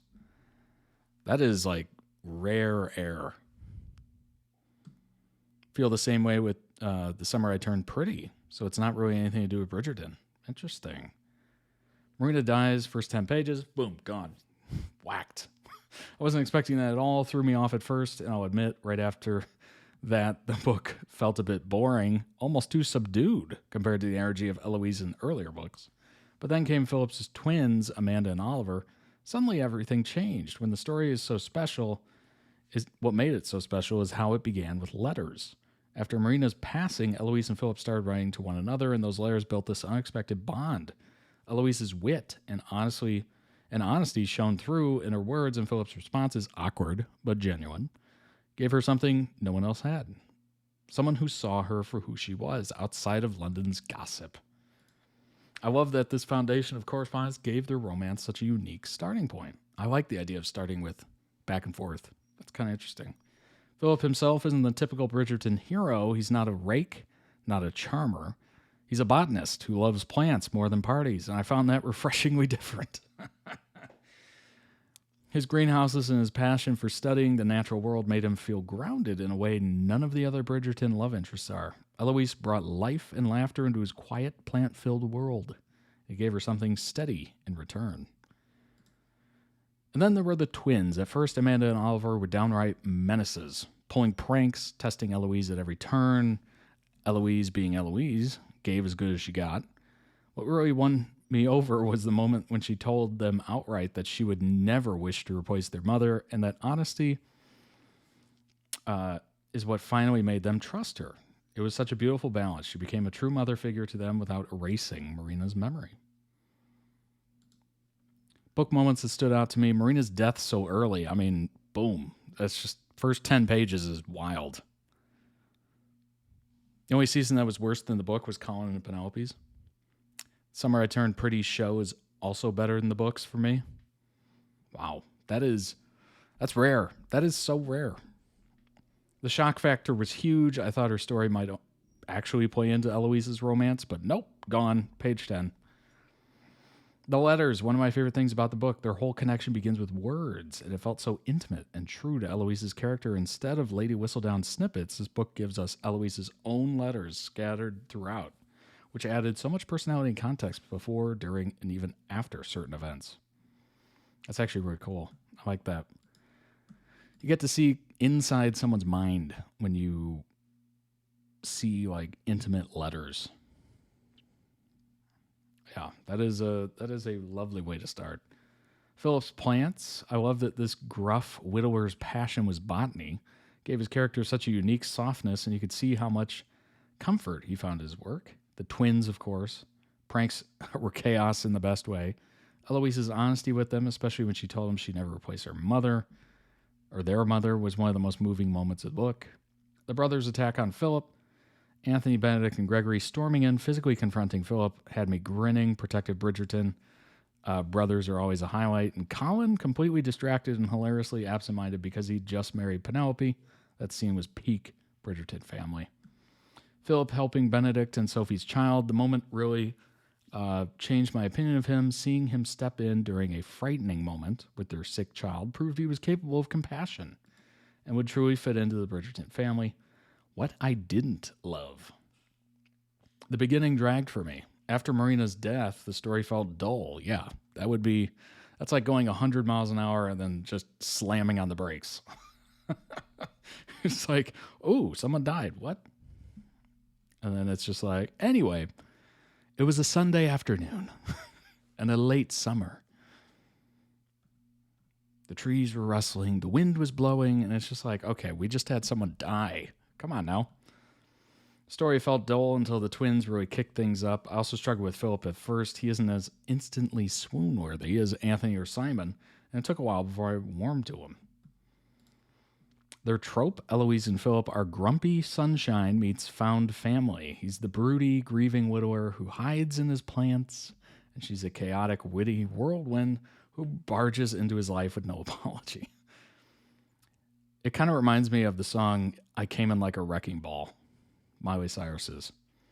Add in two mischievous twins and the letters that first tied them together, and the romance feels both chaotic and deeply tender. Since Netflix has already confirmed season 5 and 6, I'm almost certain Eloise is up next. What excites me most is imagining how they'll handle the letters. Eloise's sharp wit practically begs to come through in her writing. I think the show could do something really creative with her voiceovers. The twins absolutely need to stay. Their pranks gave the book so much life, and Eloise's journey to becoming their mother figure without replacing Marina is one of the strongest emotional beats. And I need to see the scene where Anthony, Benedict, and Gregory storm in to protect Eloise, with Colin too busy missing Penelope to even focus. It's pure Bridgerton chaos. Final thoughts to Sir Philip with Love isn't the flashiest novel, but it's one of the most heartfelt. What began with simple letters grew into a story about grief, family, and finding love in the most unexpected places. Eloise's wit, honesty, and chaotic energy breathed life back into Philip's quiet world, while Philip gave her something she didn't even realize she was missing, a home and a family. Book started slow. By the end, it left me smiling and maybe a little teary. Interesting. It's amazing how different that is from the book before it. When He Was Wicked, Book 6, Francesca and Michael. Francesca's story is hands down the most emotional of all the books.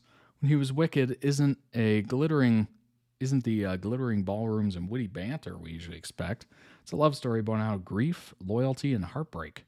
Honestly, I went into it expecting something softer, but I ended up being completely swept up by how raw and real it is. Book begins with Francesca happily married to John Sterling, Michael's cousin, and then shockingly John dies so early in the story. That loss is devastating, and the way Julia Quinn writes it makes you feel Francesca's pain vividly. Michael, who secretly loved Francesca all along, is consumed by guilt and grief because how can he love the woman his cousin left behind? I'm not going to lie, it helps the fact that they're cousins and not brothers. Talking to you, Conrad and Jer. The push and pull between love and loyalty makes this one of the most complicated romances in the series. It's also a very quiet story. Francesca isn't as outspoken as Eloise or as fiery as Kate. She's thoughtful, deeply private, and has always longed for a simple but fulfilling life. One of the most moving threads is her wish to have children and the heartbreak of discovering her infertility. Ooh, that's a big one. Francesca literally screams when she finds the body first, begging Michael to bring him back. Then she miscarries right after. Oh, Lord. That's brutal. That part hit me so hard because it makes her love story with Michael eventually not about fulfilling some perfect fantasy, but about finding joy and intimacy when life doesn't go as planned. And then there's the romance itself. It's a slow burn, of course, painfully drawn out in the best way. For so long, neither can admit their feelings because of John's shadow. But when they finally do, the passion's off the charts. Connection feels different, less banter, more quiet intensity, but it fits Francesca perfectly. Book moments that stood out to me, of course, John's death. Shocking, heartbreaking, set the entire tone. Francesca's grief felt heavy and real. Michael's guilt, his love for Francesca never felt easy. It was complicated, messy, sometimes selfish, but always deeply human. Francesca's infertility, the storyline was handled beautifully. It made Francesca such a layered heroine, and her struggle with her wishes versus reality gave her story so much emotional weight. The intimacy of the romance, instead of playful banter or dramatic scandal, the book gave us slow-burning longing, unspoken words, and an emotional payoff that felt earned. What I didn't love, honestly, there's very little I dislike about Francesca's book. It's quieter than some of the others, which might not appeal to people, but worked for me. Their trope, grief to healing and friends to lovers with forbidden undertones. The story is built on loss and loyalty, but it blossoms into a deep, passionate love that feels inevitable, even if it takes years to get there.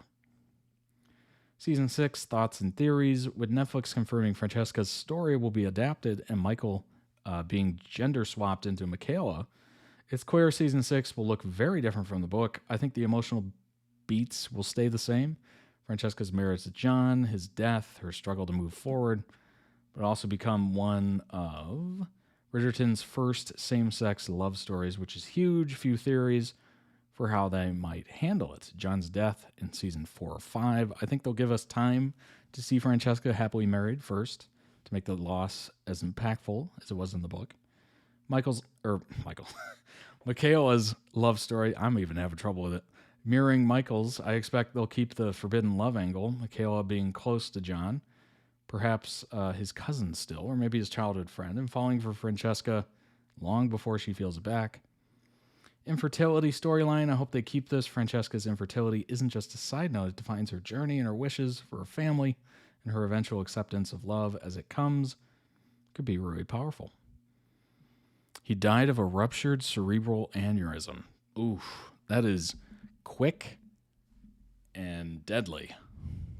That is a brutal way to go. At that point, you just hope it's quick, where you don't feel a lot of issues.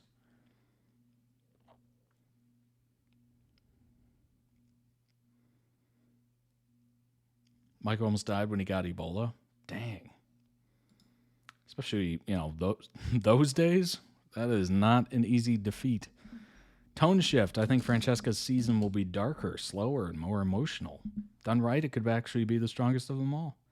Final thoughts. When he was wicked is heartbreak, longing, healing, all wrapped into one. Francesca's story is proof that love doesn't always arrive in glittering ballrooms or through witty banter. Sometimes it comes after unimaginable loss, when you least expect it, and with the person you thought you could never have. It's quieter, but maybe that's why it stayed with me the most. And with Michaela stepping into Michael's shoes for season 6, I'm genuinely excited and nervous to see how Netflix handles this tender, complicated love story. Yeah, it's taking a risk. That is definitely taking a risk. Seems like they've been able to pull it off. The other storylines. So, hey, they got a shot. John said he was tired and wanted to sleep and then died in his sleep. Not a bad way to go, honestly. Not terrible. Now, you wish you were older when that happened, of course. But as far as ways to go, not bad. That is not bad. Going to sleep and not waking up. Some, a lot of people think that's lucky, frankly. But most people would want it later in life, of course. All right, let's move on to the next one. This is Severance, Mark and Helly. I Want to Live With You, their story. Here we go. I think I've reacted to one Severance video before. So I'm not exactly sure. It's been a while, I think. So I'm not exactly sure quite what it's going to entail. So I'm excited to get into this. He had a headache. That's why he slept. Oh, he only wanted a nap. Oh, man. Mark!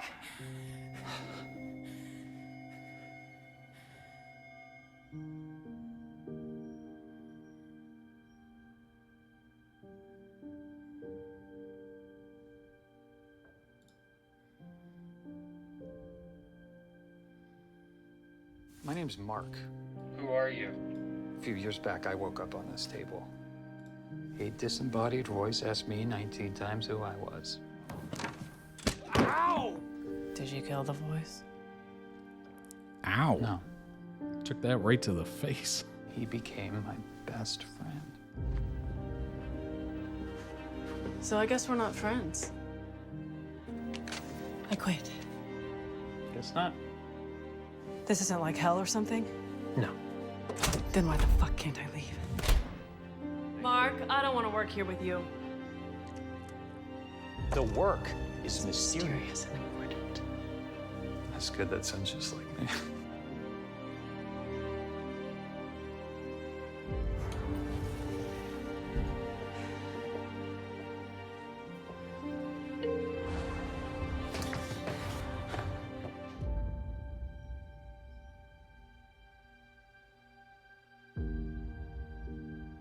You think we're about to meet our spouses? Hey! Maybe it's each other. That'd be a hoot. Maybe keep your eyes on the icy road. Made argument over car wash coupon. Honey, you're cutting them wrong. If it's gonna get violent tonight, tell me you're gonna be alright. You're gonna be. If Helly tripped the code detectors, that one, it's on me. And I don't know if I want you to fight. Want you to fight. Seems like you're getting the hang of stuff here. I'm losing my mind. Don't leave me behind. We need a bit more time. Helly! Is she okay? Is she okay? I know you don't want to be here. But I'm glad you are. I did a thing. I deleted the scary numbers. Good work. You're such a hypocrite lecturing me on following the rules. I wasn't lecturing you. I'm just trying to keep you out of the break room.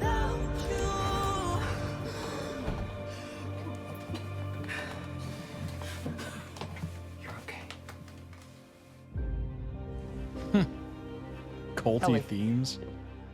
Similar design. Interesting. I told her I wanted out and she told me I wasn't a person. You are not. Don't focus on her. What do you want? This is really freaking me out. In here. I've definitely heard how popular this was.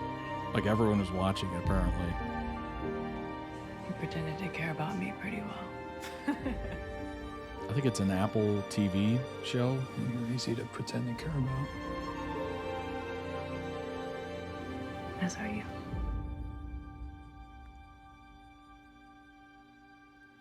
Ellie. We're not the same, actually. Us and the Audis were not. Are you saying that she was down here? As me? Couldn't tell. She wasn't me. Like I wasn't. I don't care. So they definitely make it out. Just wish we had more fun. Carry on with me. And make out, Mark! apparently. I'm not her! I'm not! The timing I'm of me. that. I'm her. You thought it was me. Which means you wanted to. With me. No, I don't want her memory. I want my own. This is real. Not everything here is a lie. Scared about it. You ready?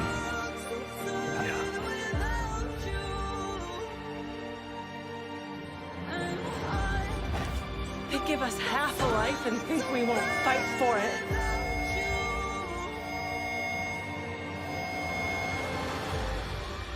It's absolutely terrifying. You know, nightmare. It's like they're stuck in an infinite loop of corporate office setting. You like someone down there? Helena Egan, right? Your innie name's Helene? It's Helly, actually. Helly. It's the person I'm in love with. See you at the equator. See you at the equator. She's the person I'll lose if I do what you say.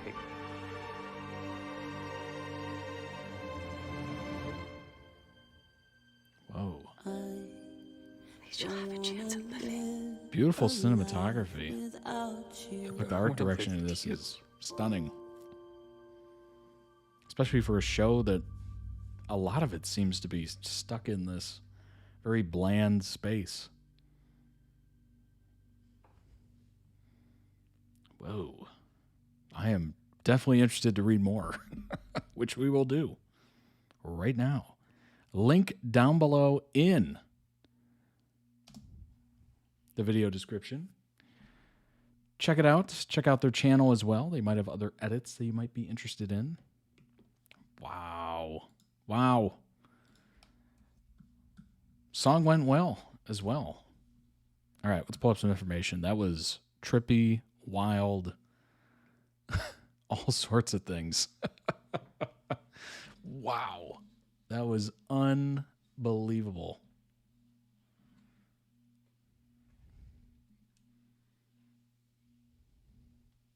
All right, here we go. Severance. Sci-fi psychological thriller. Could definitely pick that up for sure. Series follows employees at Lumen Industries, a biotech corp which performs severance, procedure that splits a person's memories between work and their personal life. Oh boy. This creates two separate identities for employees. The innie, who has knowledge of the outside world, and the outie, who lives their life outside without any knowledge of their job. Interesting. How do I sign up for that? I guess it's just the turning off of, once you're off company time, you just forget all about it. You're just like, oh, that's work me problem. I went down a Scientology rabbit hole a few days ago, and it seems pretty similar to the Sea Org structure that they have. Interesting. The show was first developed in 2015, with the series being greenlit by Apple TV Plus in 2019. Cast of the first season was rounded out by December 2020. It's been renewed for a third season. Received critical acclaim for its cinematography, literally just said that, direction, production design, musical score, story, and performances. 41 Primetime Emmy Award nominations. Good grief.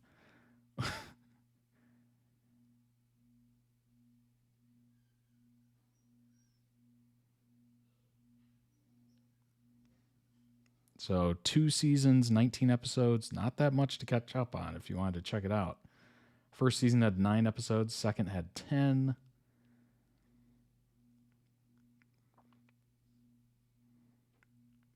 Mark Scout, who works in Lumen Industries' macro data refinement department, discovers he's being promoted to department head in light of his coworker Petey's sudden departure.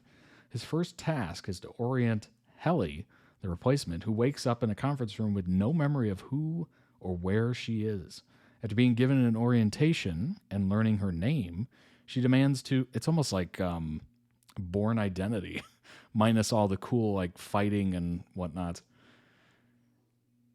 Demands to and is allowed to leave, but she finds she is unable. She watches a video explaining that she has undergone the severance procedure, which splits her memories to create a version of herself that will only exist inside the workplace. The outside version of Mark, former professor grieving his wife Gemma's death and living in Lumen-subsidized town of Kier, encounters Petey, who claims to have reversed his supposedly permanent severance. Ooh. A little hope, glimmer of hope. Mark returns home and interacts with his neighbor, Mrs. Selvig, unaware that she is his senior manager. Ooh. Interesting. Yeah, that sounds awesome. There's Helly, of course.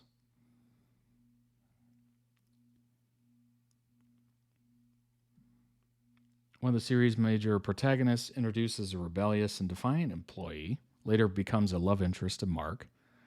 Major plot twist in the series reveals her outer personality to be Helena Egan, one of the overarching antagonists of the series. Helena is a cold and manipulative heiress and high-ranking member of Lumen. No way.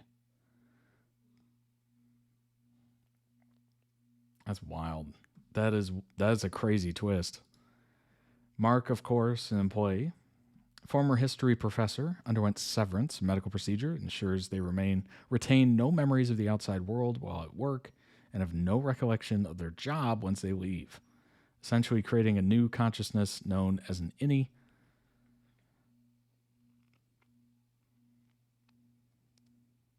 Nominated for an Emmy for lead actor in a drama series twice.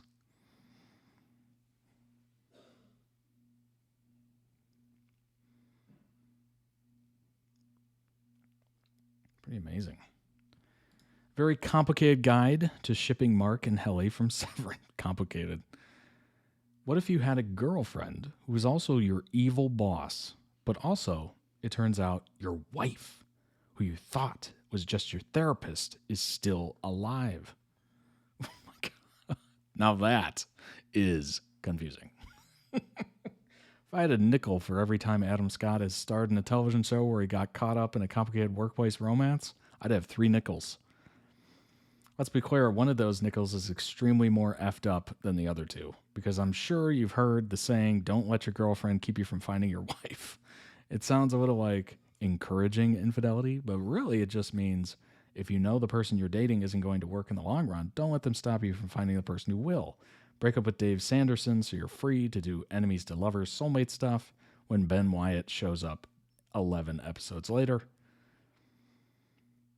But what if it's your dead wife who's keeping you from finding your work girlfriend? Except outside work said work girlfriend is your evil boss who may have had a hand in disappearing your said dead wife. And she is also so obsessed with you that she's going to disappear your work girlfriend and assume her identity so that you can be her boss. But also now your dead wife may not be dead because she's actually been your work therapist the whole time. And your evil boss / work girlfriend isn't keeping you from finding your not dead wife. She's passing out posters to help you find her. Only you don't know that she's just helping you search for your not dead wife to keep up the ruse that she's still your work girlfriend and not your evil boss. That is, until you get under a table, reverse lobotomy, and have intimacy with her. The evil boss, not the work girlfriend, on a corporate retreat with your informed consent, so your elderly gay friend, coworker, tries to kill her, and now your actual work girlfriend is back for the first time you found out your dead wife might not be dead.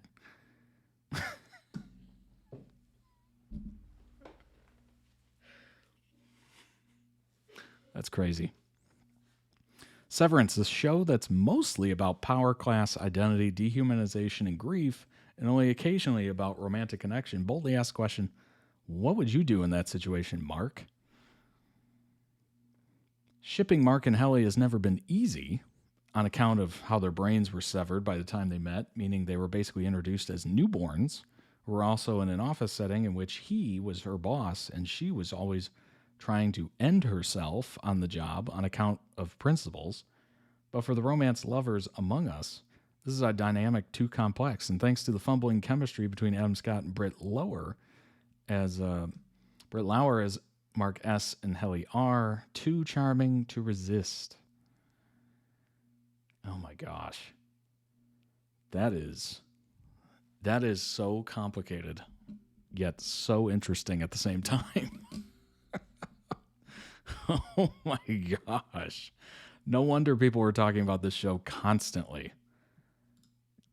trying to keep that straight in your mind would be somewhat difficult.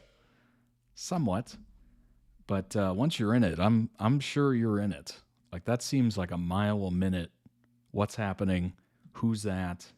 You know, how are they going to deal with this dynamic kind of thing? Like, that is fascinating. Absolutely fascinating.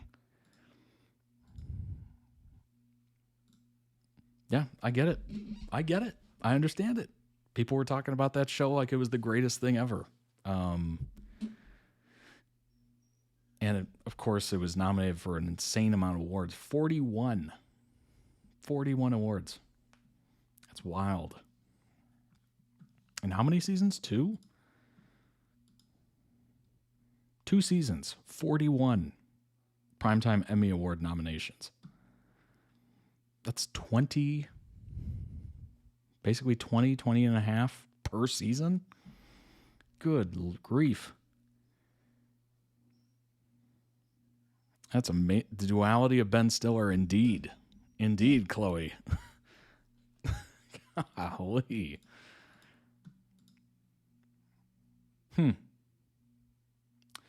Genre is comedy drama, black comedy, dystopian, psychological drama, psychological thriller, science fiction. That sounds fascinating. I'm sure I'm not alone in thinking that. Wow. All right, let's move on to the next one. That's going to stick with me. That's going to stick with me all week. I guarantee it. Oh my gosh. Formula One TikToks edits compilation part 8 is the next video. Shout out to Chloe, by the way, for preparing a lovely document that we will go over afterwards. Let's go ahead and jump into this. Just a programming note.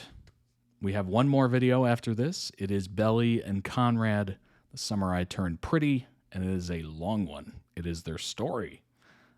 So looking forward to that.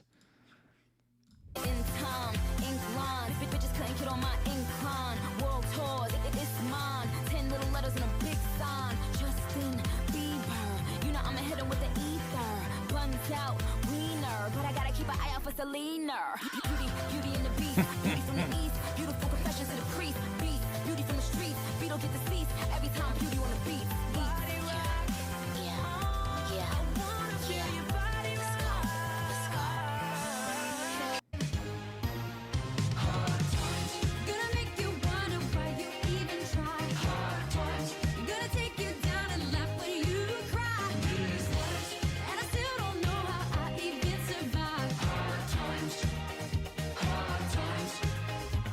Boy, when it's going right, it's going right. When it's going wrong, that must be awful. I had my setbacks.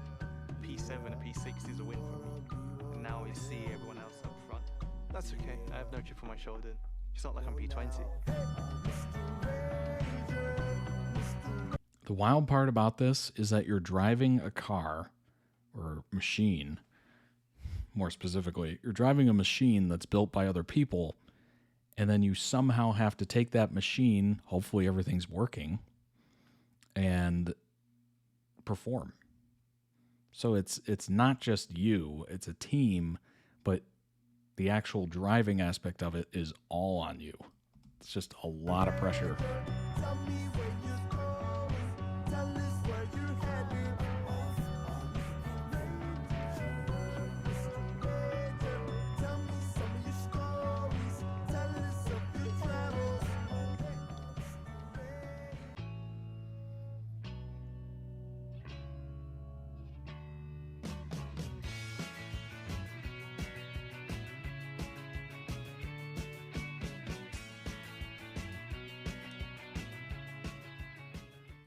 You know, you have these the sounds.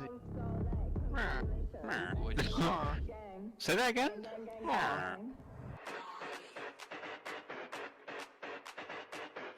Talking about Minecraft.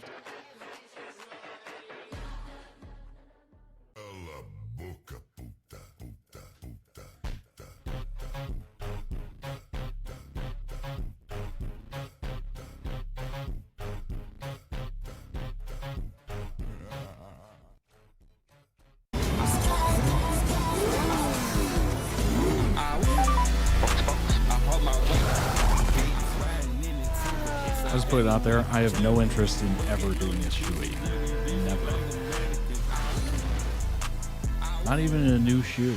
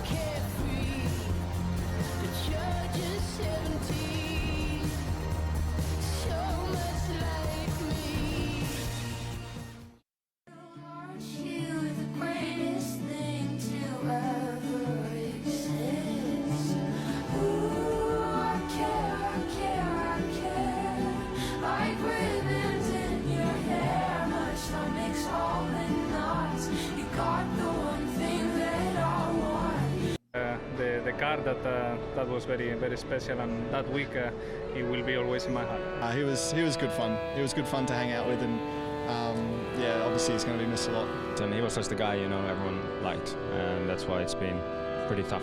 Always being happy, always having something funny to tell you. He was a great man. More than he was a fantastic driver, but he was a big man.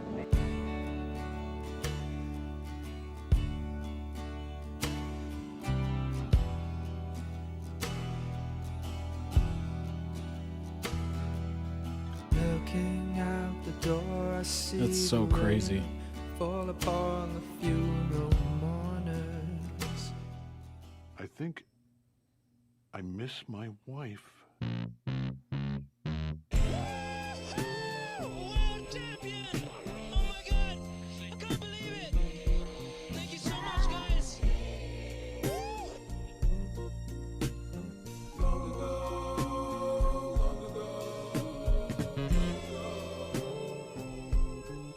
No, I was going to ask any news on Max. Good. He's okay? Yeah, he was in the medical center. He was a little bit dizzy. Yeah. They sent him to the hospital for a CT scan of his head. Okay. 51G. Okay, that's big. Yeah, it's Josh told us he's okay. Okay. So, yeah, fastest corner on the track. So, yeah. Okay, good to know. Did you know even then it doesn't matter where you put the U.S. capital? Cause we'll have the banks, we're in the same spot. You got more than you gave. And I wanted what I got. When you got skin in the game, you stay in the game. But you don't get I mean, that definitely seems like the most interesting thing going on is this little in-team rivalry here. God help and forgive me. I want to build something that's gonna outlive me. What do you want, Bert? What do you want, Bert? If you stand for nothing, Bert, all you fall for. You'd like to think when you put the hard on. Sorry.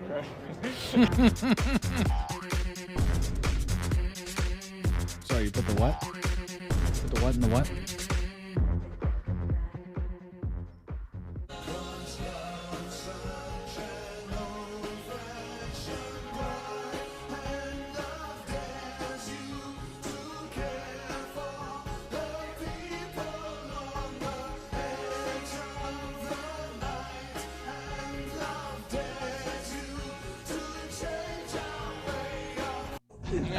So he would stand up and really smash him on his helmet here.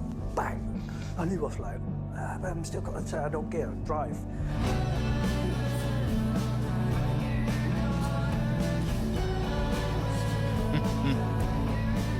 Boy, having a strict, no-nonsense parent is not for the faint of heart. Isaac. Liam. One disc. Kind of reminds me of Dan with Nathan in One Tree Hill. Sorry, guys. Did you want this? Embarrassing. loves me, he loves me, yeah. He say he miss me, then I say it back. And we drink water straight up from the tap. Of course, you didn't think of the accident being that bad. Don't believe that there's something particular or very dangerous or very heavy. And after he's still in coma, and we still don't know which shape he will be when he wakes up. He's in coma, but coma doesn't mean anything bad.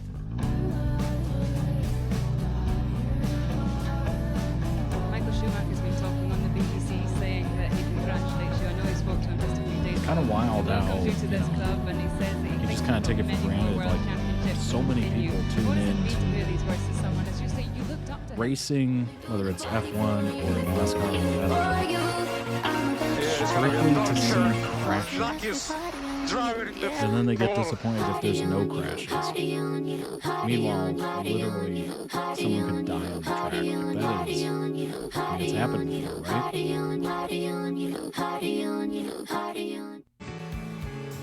In 2017, Charles Leclerc lost his father, and in his final days, he told his father a white lie, that he'd made it to Formula One, that he'd signed the contract. It wasn't true then, but his driving has made it true now, and look what he's done with the opportunity. The grandstands he saw built as a kid growing up now rise for him, and for the first time in 93 years, this fabled race is won by one of their own. Charles Leclerc wins the Monaco Grand Prix. We won it!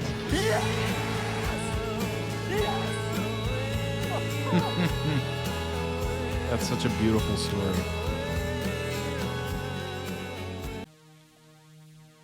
It's a knife when you know they're waiting for you to choke. It's a knife when a journalist doesn't misquote. It's a knife when a friend is suddenly stepping on your throat. It's a knife. Kind of the beautiful part of sports is all these beautiful, stories that are intertwined with it, and they're true. That's the crazy part.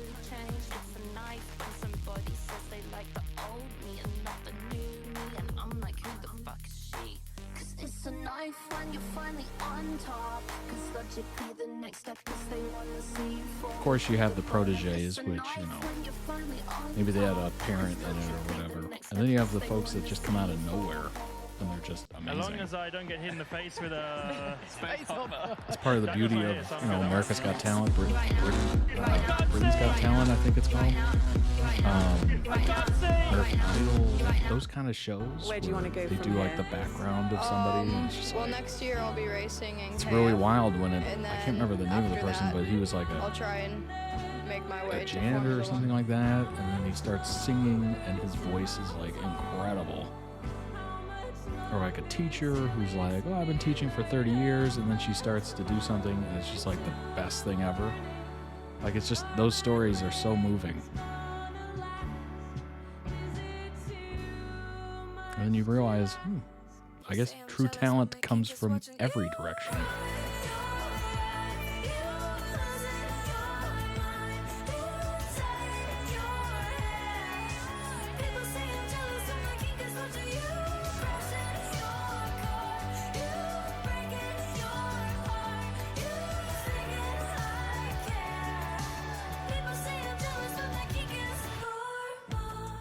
Friends, teammates, childhood buddy, rival, everything but a lover. I don't think anyone can understand. It's a very personal relationship between, Esteban and myself.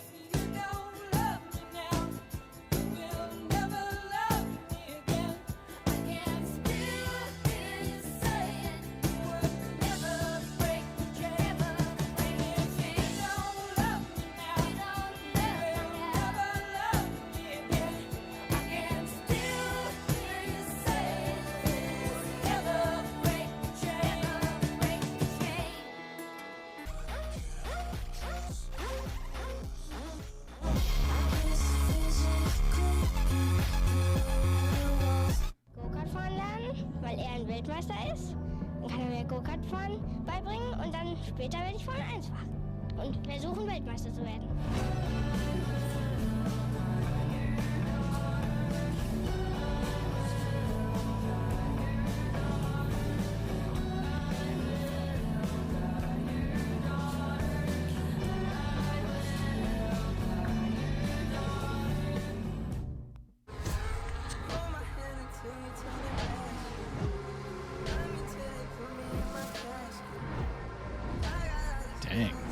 This editing is wild.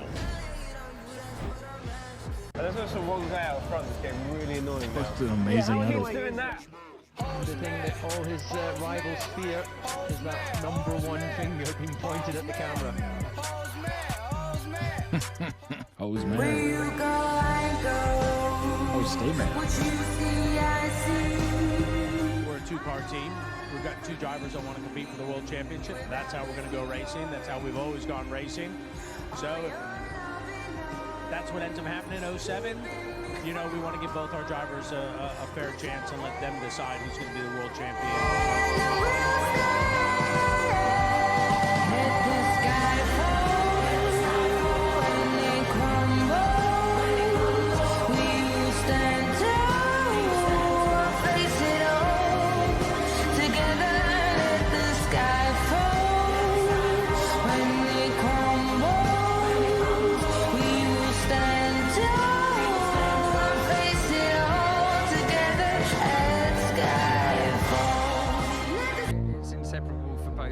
I can't believe is it's taken so long for a driver of Nico's talent to get this podium. I mean, he drove a masterclass race today. Absolutely did not do a thing wrong. But now, let us all stand for the first time and salute Nico Hülkenberg on his way to a first podium in Formula One.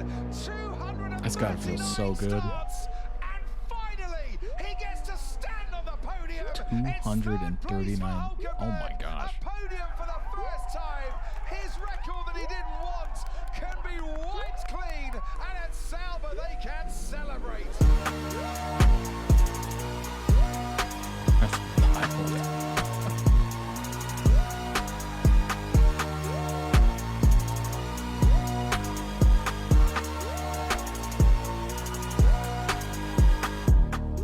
Whenever you would appear in my rear view mirrors, it would be the most. If that's how good nice third feeling. place feels, I can't even imagine first place. Gap in the rear wing, the drag reduction system very much in use. And is he gaining enough on Bottas here to make a move under late brake?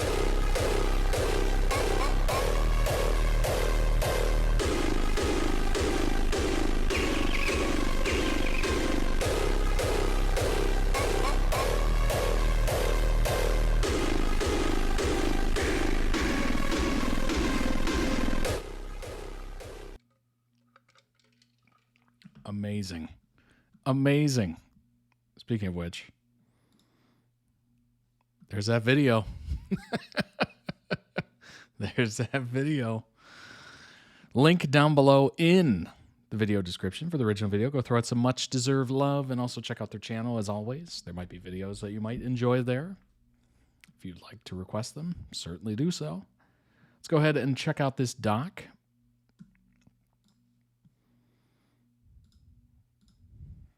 Alrighty. F1 trivia. Some interesting trivia. Photos at the bottom. Random tidbits. Fernando Alonso has been in F1 for so long, he's raced against Michael Schumacher, his brother, Ralph, and Michael's son, Mick, as well as both Max Verstappen and his father, Jos. He also had his Formula One debut before 7 of the current drivers had been born. What? That is longevity right there. Oh my gosh. That's crazy. Crazy. Wow. That is super impressive, actually.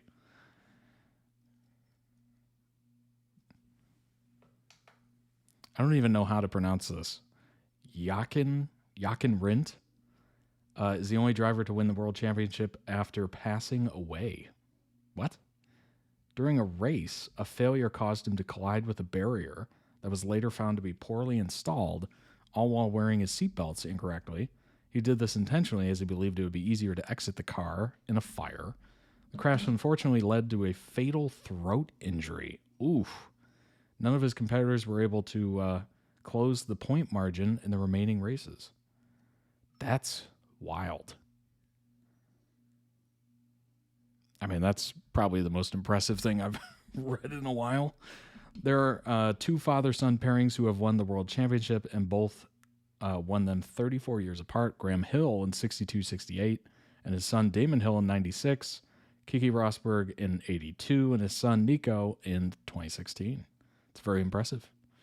There have been so many fatalities in F1, only 2 world champions haven't seen a driver pass away during their year. Max Verstappen, 2015. Jacques Villeneuve, 96 to 2006. Though no drivers died during his career, Jacques' father, who also raced in F1, unfortunately did lose his life in 82, as well as the first practice session Max ever took part in, being on the weekend. Jules had his fatal crash. That's crazy. I didn't realize there was so many fatalities.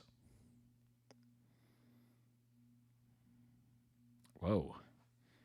Michael Schumacher got his debut in F1, replacing Bertrand Gachot, who was jailed for assaulting a taxi driver.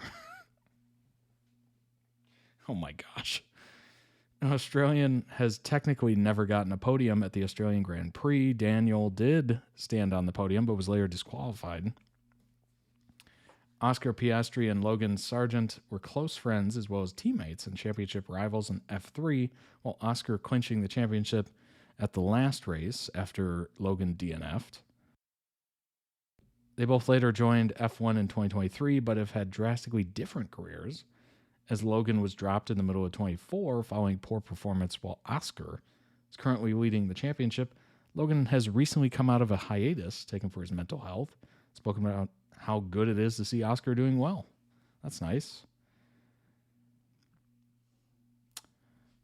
Ayrton Senna and Gerard Berger, I think, had a notorious prank war that led to Berger filling Senna's hotel room with live frogs. Oh my gosh. Berger intentionally put 48 frogs, knowing Senna would count them as he rounded them up. Assumed there was meant to be 50 and be paranoid looking for the missing 2. That's so funny. Oh my gosh. The depth in that is crazy. Last year, McLaren made a post about Lando Norris and Oscar Piastri having the youngest teammate 1-2 finish with a combined age of 48, but this record actually belongs to Max Verstappen and Daniel Ricciardo. In 1974, Niki Lauda was involved in a fireball crash in which he suffered severe burns to his face, hands, and damaged his lungs. Not only did he return 6 weeks later, still bandaged and healing, but he finished the championship in second that year and won it the next. After his accident, Niki would rarely take off his iconic red hat due to severe scarring, but when he did, it was seen as a sign of immense respect. When he passed in 2019, drivers wore red hats in his honor. That's impressive. Second place, or finishing second in the championship after 6 weeks. That's great. Coming back 6 weeks later from that is insane. 5-time champion Juan Manuel Fangio was kidnapped during a race weekend as a pawn for the Cuban Revolution. Not only was he released unharmed, but he actually befriended his captors. Oh my gosh. Daniel Ricciardo and Max Verstappen used to live in adjacent flats, so they would throw things onto each other's balconies. That's funny.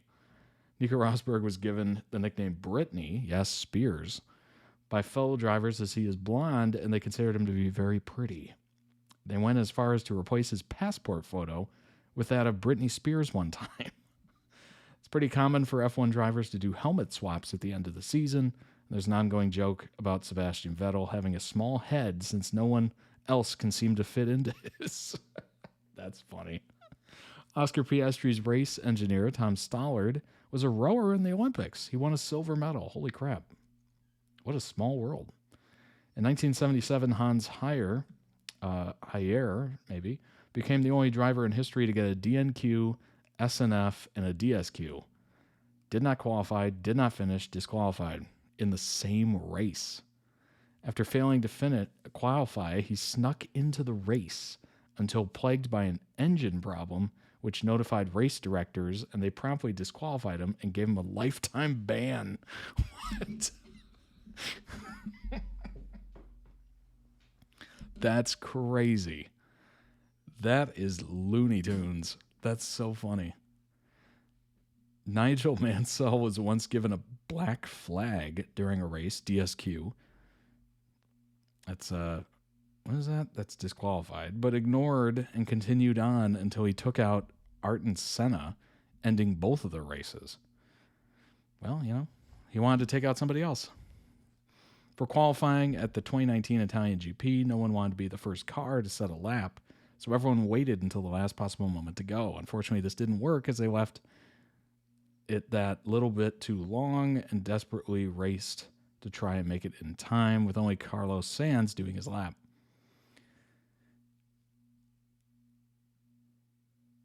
David Coulthard, I think, was in a plane crash where both pilots lost their lives. Ooh. Same weekend, Jules Bianchi had his fatal crash. He had signed a contract with Sauber for the 2015 season. His godson, Charles Leclerc, joined Sauber in 2018. Nico Rosberg hilariously did not seem to enjoy Max Verstappen's antics when he first joined on the grid.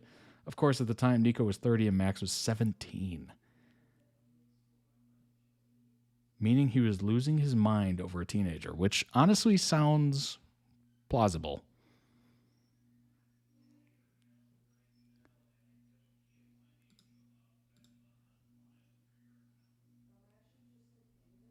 Max Verstappen recently partook in his first GT3 race. He pulled out a minute lead and won. Although it is common for taller drivers to have struggles when fitting into the cockpits. See, that's the thing that I always wondered. Do they make the cars based on the height of the driver? Because obviously there's different sizes of drivers. They're not all like jockeys where they're like 4'8". Daniel Ricciardo had a different one that in that multiple teams struggled with his car as his hips were too wide. What? He had them childbearing hips. Fernando Alonso, Jos Verstappen, Ralph Schumacher, and Michael Schumacher. That's crazy. Nico Rosberg checked in Dubai. Receptionist was shocked when she saw passport. Someone stuck Britney in my passport. No idea who. Oh my gosh, there's Britney's fingers. That's so funny. Oh my gosh. There's Graham and Damon Hill. Giles and Jock. Kiki and Nico. Saw that. Niki Lauda and his tribute. Oh, yeah. Wow. That was a lot of scarring. Oh, my gosh. That's too bad. Oh, yeah. Look at all the red hats. Sebastian Vettel. Helmet swaps. Oh, my gosh. Oh, my. Yeah. Nobody can fit into them. That's so funny. 2019 Italian GP qualifying. Oh my gosh, yeah. That's so ridiculous. That was awesome. Very, very cool. Lots of interesting facts there. I think the fact that, oh my gosh, the fact that Hans literally was disqualified from the race and still somehow snuck into it. Like, how's that even possible? Like, I guess because it was 1977 or something, it was easier to do. Like, I would assume today that would be very difficult. Obviously, they probably increased security in the pit area. That's so funny. Oh my gosh. Obviously, the prank war is very funny. The live frogs. Putting only 48 instead of 50, so you're just like, where's the last two? Because nobody would put 48. Oh my gosh. That's ludicrous. Absolutely ludicrous. That was fun. I hope you enjoyed that. Let's move on to the last and final video of the night and kick off your week. Belly and Conrad, their story, The Summer I Turned Pretty, Season 1 through Season 3. This is a long video. Get ready.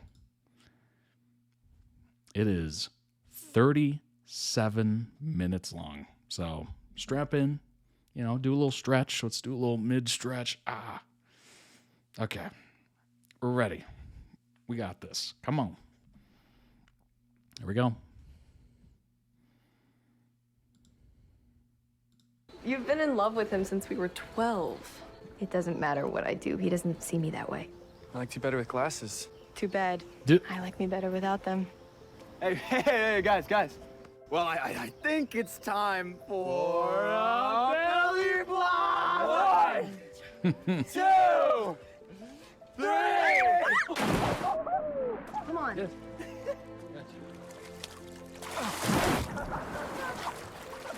Why are you acting so different? I'm not. I know you. I mean, something's going on. Just The whole Deb scene is bullshit. It's for sheep. tell me. Belly. This could be my summer wish. This night, this boy.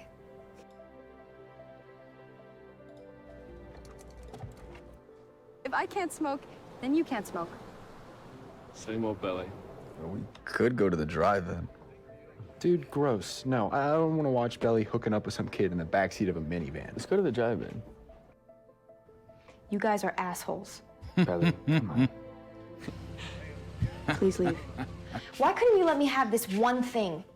What? What was I doing? Reminding me that you existed. I don't know what you're talking about. You cared where I was, who I was with. No, I didn't. Why don't you go smoke some more pot? Why don't you go look in the mirror some more? Conrad, do you want to give Belly your present? Sorry, I forgot. Called you vain. I wasn't really expecting anything anyway, so. Happy birthday, Belly.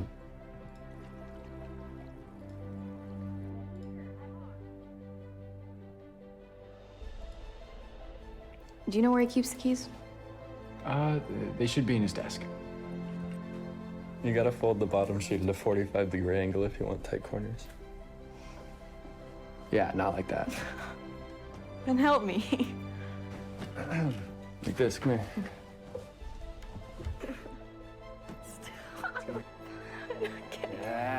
Yeah. Sea creature! Hello. Ooh. Oh, sea creature! I always liked you with wet hair. So romantic. Did you buy me that infinity necklace for my birthday? Oh. Belly, about the necklace.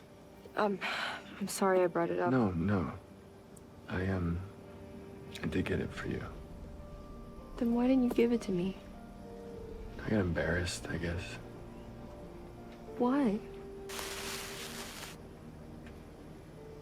Belly, you don't know the effect you have. Did he actually buy it for her, or is he just saying We grew up together, so I've always thought of her as Jealous this little Jared. kid.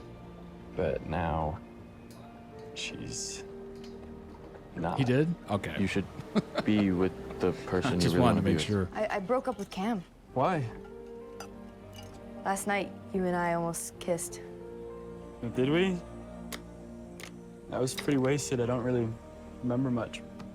If we started something, I feel like I could fuck it up. Are you serious? Okay, we almost kissed.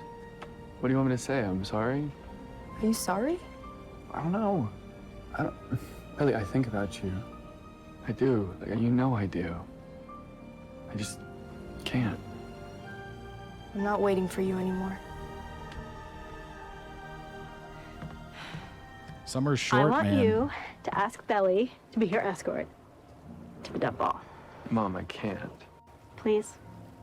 For me. I'll think about it. Can I take you to the ball?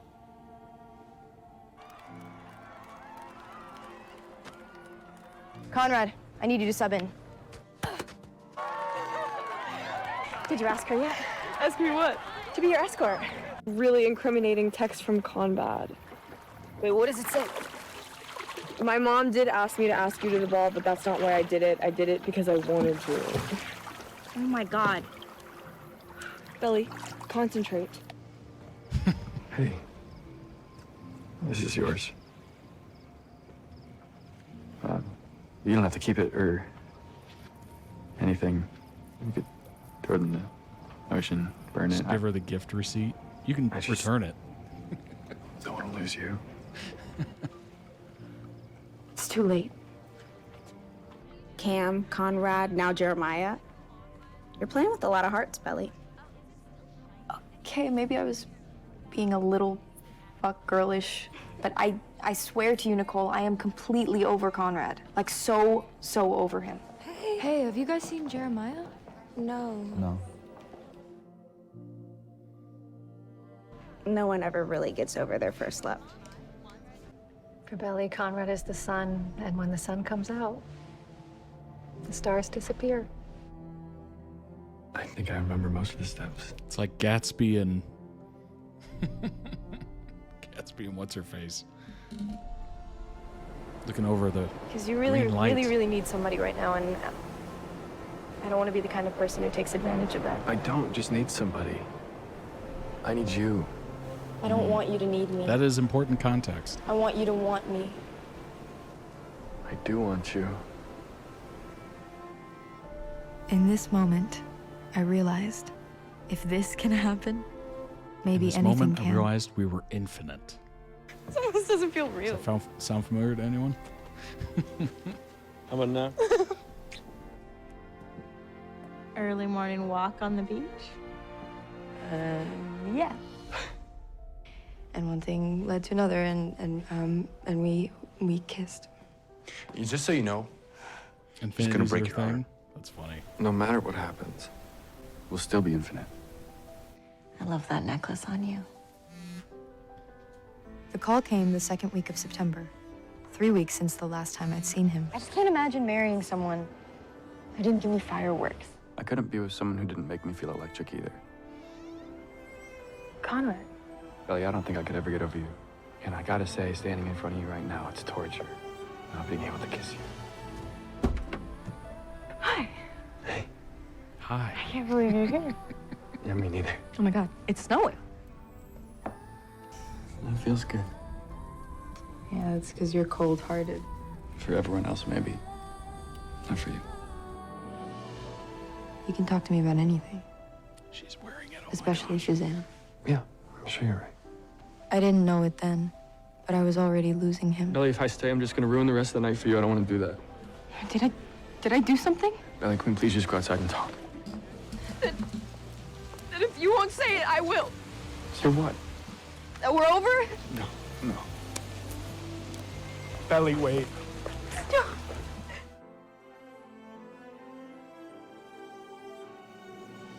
Belly, that was just Aubrey. Got it. Glad to know where I fall in the ranking of ex-girlfriends. Grow up. Go to hell. I knew it was a bad idea starting something with you. I don't believe you. Oh my gosh, this is during like the wake. Everyone's in black. That was the funeral. Oh my gosh, what a terrible time. It was a huge mistake. I hate you. Good. I never want to see you again.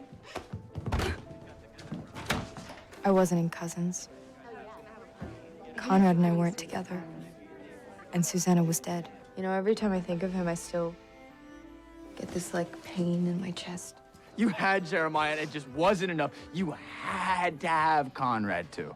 I was in love, Stephen, like out of my mind in love. What was All I right, supposed Stephen. to do?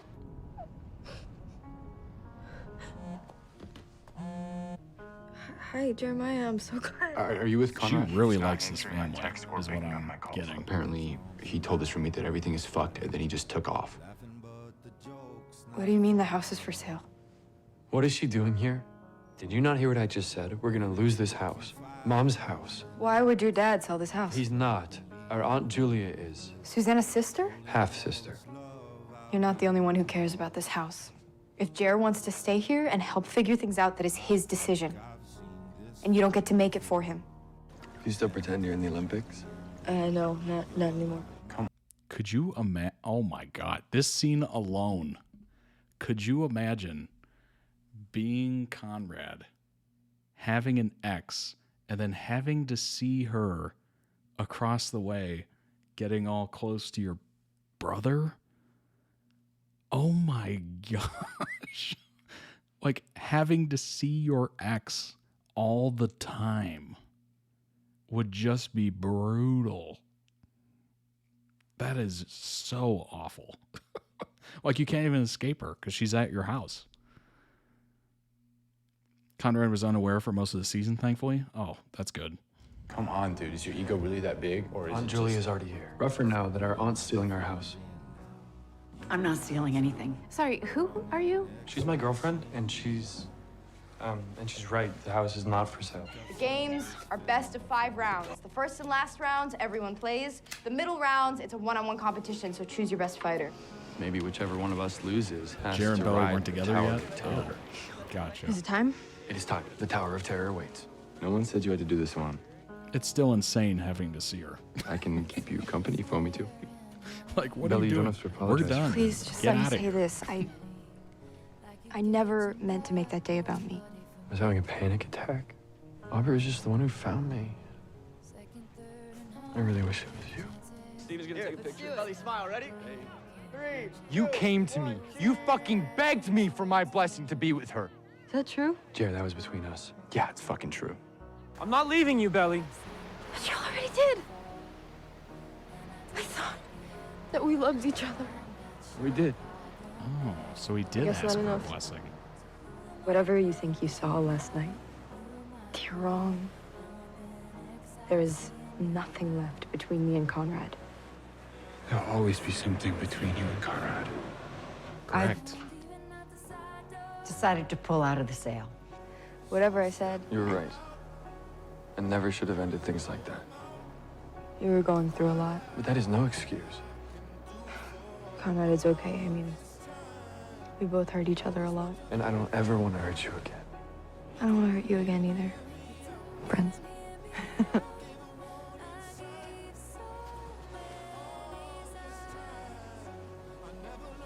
We talked this morning. Friend. I guess Okay. All right. we're friends now. I need to tell you something. I'm now not I over want it. I want something real. I'm still not over I'm having it. feelings.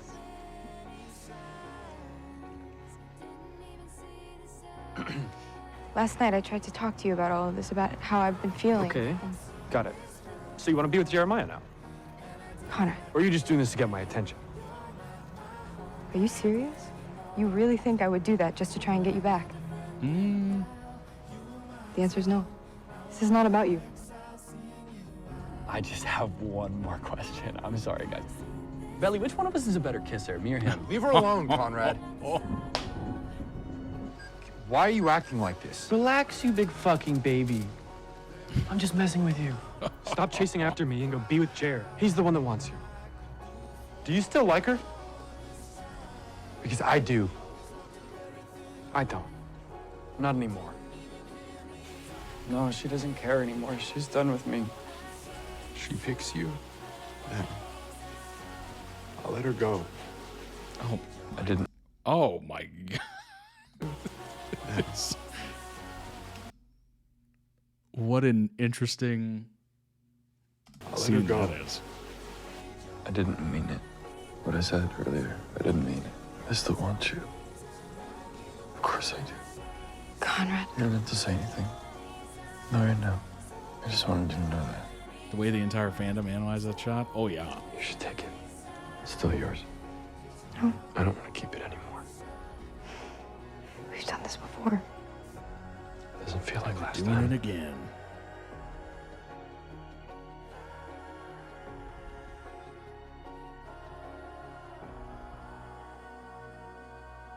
Tell me about the best possible version of this day. Now here we are, 3 years later.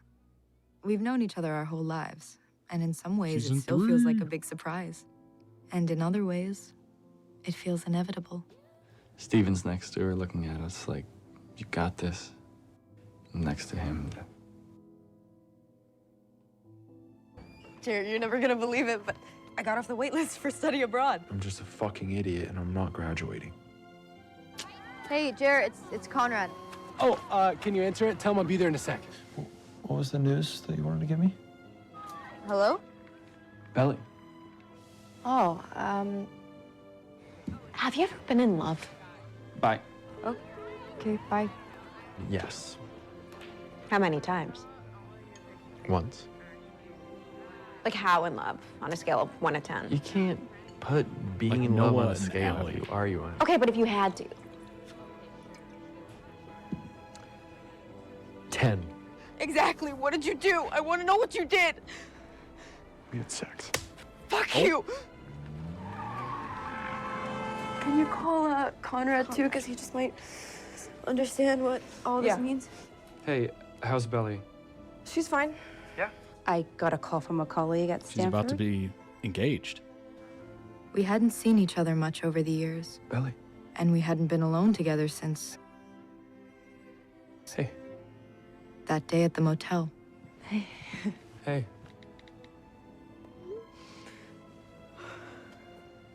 No, don't. You cold? I could start a fire. The next morning, right when I woke up, I had this funny feeling that he had already left. Oh. Steven's gonna be okay. Thank God. You okay? I thought you were gone. No. Still here. Maybe we shouldn't let one mistake erase all these years. I'm gonna pick you up and I'm gonna carry you to the couch. No. Just... You can't ever hurt me like that again. Yeah. I promise. I don't want to mess this up again. That's when I had this sudden thought. A part of me will always love you. What are you thinking? No, I came by myself. The bouncing back and forth right now is making me nauseous. Will you marry me? I would have told Jared that you're here too. Don't worry about it. Yes. I never told Jeremiah that Conrad was with me at Cousins, because there was nothing to tell. Nothing happened with Conrad.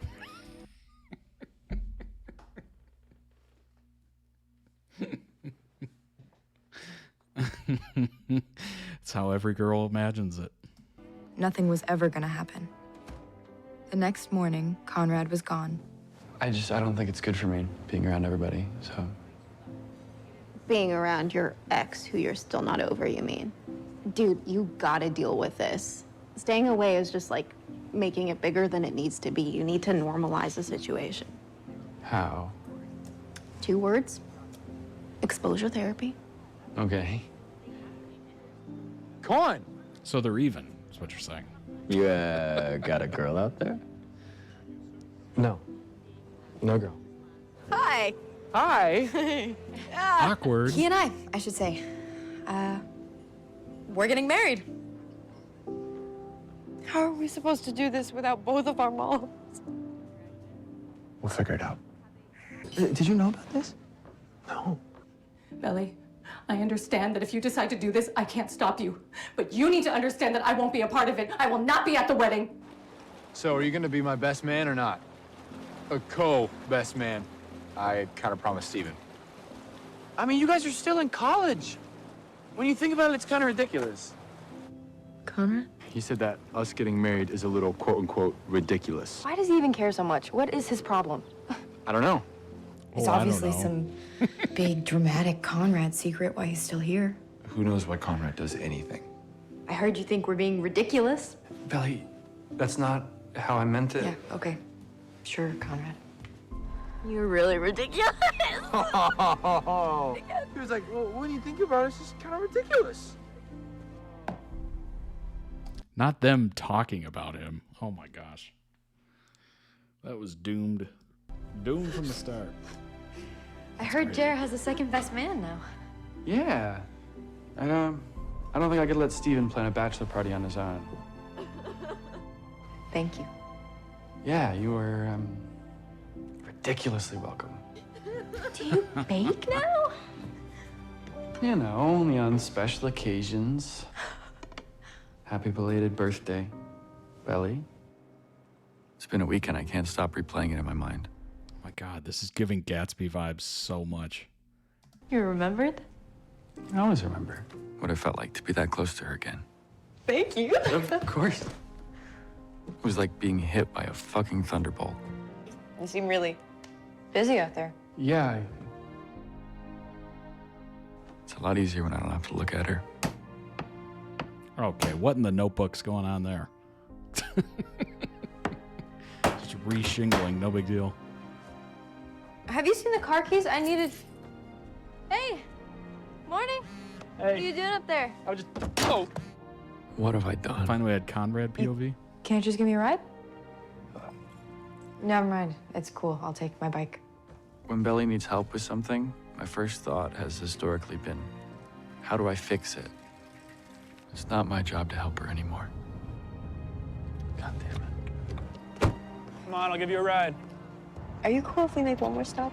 Just say no. Please. Yeah. What you want?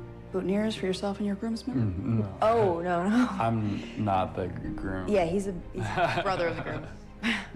When we were kids, my mom would say she looked at me like I hung the moon. It was dumb, but I tried to be that person for her. Oh my God. I never should have let myself get that close. But it's not happening again. Yeah, right? Oops. Whatever I thought was happening here was only in my head. Plotting and Jared. scheming. That's what's going on right now. That night, that was the last time we were ever together like that. What if I hadn't fucked it up 4 years ago? What if I hadn't pushed her away like I always do? How many times would we have eaten dinner together just like this?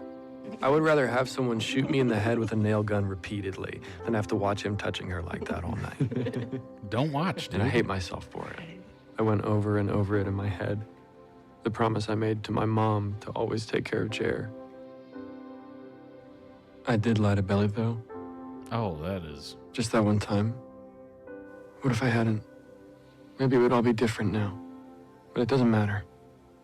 This is the way it's supposed to be. He can give her all the things that I can't. Lord. She deserves that. She deserves the world. Oh. You're back. Yeah. You've been gone for a while. Hey. Hi. I want to talk to you about the wedding. Belly seems to be doing just fine without me. I made some food and I put it in the fridge for you. Yes, it is chicken, before you ask, but I also put some corn on the cob and a cookie. I'm not that hungry, but thank you. Yeah, well, it'll be there. I think you should be a part of it. You think Belly and Jeremiah should get married? I didn't say that. Then what do you think? I think that they love each other, and I think that Belly really needs her mom right now. She's not eating, Laurel. She's so sad. You should have seen her today. And if you aren't there for her, you will regret it for the rest of your life. So tell me, what's your interest in all of this? I just want her to be happy. I'm so happy you're here. Me too. And what about you, Conrad? When do you get to be happy? Laurel showed up to the shower. She's got to be coming to the wedding now, right? Told Belly she'd come around. I'm so happy that I don't have to do this without my mom. I'll be happy when the wedding's over and I'm back in Stanford. During Jeremiah trivia, Steven tried to claim that Conrad was the one who found Rosie instead of you. Can you please just, call him instead? Jared definitely found Rosie, and you're wrong. No, I'm not. Yes, you are. Yes, No, it was Conrad.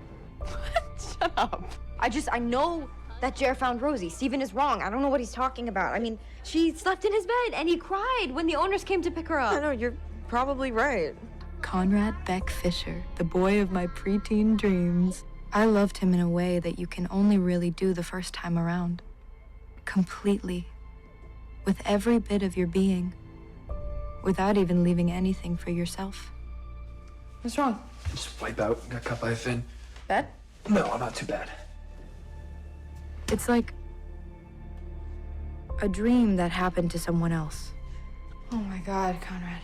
The more I understand that it wasn't about him at all. Can you just let me help you, for fuck's sake? Let go of the towel. It was the enormity of this wedding. Ooh. Ooh. Are you okay? Yeah, I was trying to fix the light before everyone got here. But All of a sudden, he can't stop injuring himself. Thank you. Sure. It's gotten a lot better. Everybody just Great. being toxic. What just Great. happened? What did I almost do? This time wasn't like with the peaches. This time, it was all me. You guys never told me how hot Conrad is. I'd go for him if he wasn't Belly's first love. No, you should do it. Let me take that. Yeah, thank you. Hey, guys. What about you, hot stuff, huh? There are a lot of girls here. Come on, man. It's cheers night. When I He's was pretty little, I used to think reluctant. that Conrad Yeah, would you should appear do out it. of You thin should air if I was totally thinking about him. Go for I didn't know if it was fate or a coincidence. I just knew he was always there when I needed him. It's okay. From now on, we stick together, okay? Come here. Conrad was always looking out for me. Maybe after all this time, he still is. Jer! Belly? Conrad! Hey, Conrad, can I talk to you for a second? You don't have to worry, Con. Belly and I, we're gonna take care of each other now. We're getting married. Did you talk to my mom? Were you the one who convinced her to come to my bridal shower? I mean, this is Laura we're talking about. She changed her own mind. Did you talk to her or not? Okay, fine, yeah. Why? Because shit, Belly, I don't know. It's your wedding day, and you should have everything that you've ever pictured. Because I never pictured any of it. I only ever pictured Conrad. Jared and I hooked up in Cabo during spring break. No way. Yeah. Jared cheated on you when he was in Cabo. I already knew about that. You're not the kind of person that would take that from a guy. I put up with a lot worse from you. I never so much as looked at another girl when we were together. It's just, why do you have to get married? Why can't you just move in together? Belly, I'm sorry. It's not about any of that, Belly. It's... Fuck, I still love you. I don't think I'll ever get you out of my can't system. get over the fact You that will the always brothers be there, here. Can't do it. I can't. You're only saying this because I'm Struggling. marrying Jeremiah. That's why you're saying this all of a sudden. No, it's not all of a sudden, Belly. Don't you realize that? It's always. I loved you. I know I did. But I knew that if I kept you with me, I would hurt you, and so I couldn't have that. I knew it. I tried to let you go, but then this summer, being around you again, and talking the way that we used to, and you looking at me the way that you used to, I see you again, and all my plans go to shit, and I hate myself for doing this, 100%. but when I see the two guys together, I fucking hate him. Belly, Don't say it. don't be with him. Don't marry him. Be with me. Can we just forget that it ever happened? I was drunk off my ass. You and I were never anything. God, you haven't changed at all. You bring all this up the weekend of my wedding, Good and now you Lord. just want me to forget it? What are you saying that you don't want to forget? Belly, wait. Don't say my name. Don't even think it. You know what? Don't ever speak to me again. Come on, Belly, that's gonna be a little hard considering you're marrying my brother. I'm marrying your fucking brother, and what am I supposed to say to him now? I'm supposed to let you stand up there with him on his wedding day? I want you to leave. I want you to make up one of your bullshit excuses, and I want you to go. I'm not leaving, Belly. Go! Just go! Go! What did you expect me to say, Belly? Stop saying my name! What do you want from me? I laid myself fucking bare last night. I put it all out there, and you shut me down. And now here I am, trying to let you off the hook, trying to come out of this with a little piece of pride, and you won't let me have that. Stop doing whatever you're doing. Leave her alone. It's confusing her. I'm not trying to. She cried herself to sleep last night. You just like, you treat her like this toy that you just pick up and play with whenever you feel like it. That's Who is that girl? Because she is 100% correct. She is 1,000% accurate. That's not what I'm trying to do. What do you expect to happen? You really are heartless. No. I think it's you who's heartless. What is that supposed to mean? Tell me what you mean by that. You know what I mean by that. Seems I like love she you. is. I will never not She's love calling you. it like she She's sees just like it, which gonna is blow up her whole very- life just because you suddenly remember she exists? Yes. Yeah, butt in. No, it's not like I just At the last suddenly second. remembered That's that she crazy. existed, Taylor. It's that I never forgot. Ever. Not for a second. And In full context. I don't know, really? she can try and push it down all she wants, but I don't Well, think at she least in forgot this either. context, yes. That's not true. Yes, it is. We dated for a couple months when I was in high school.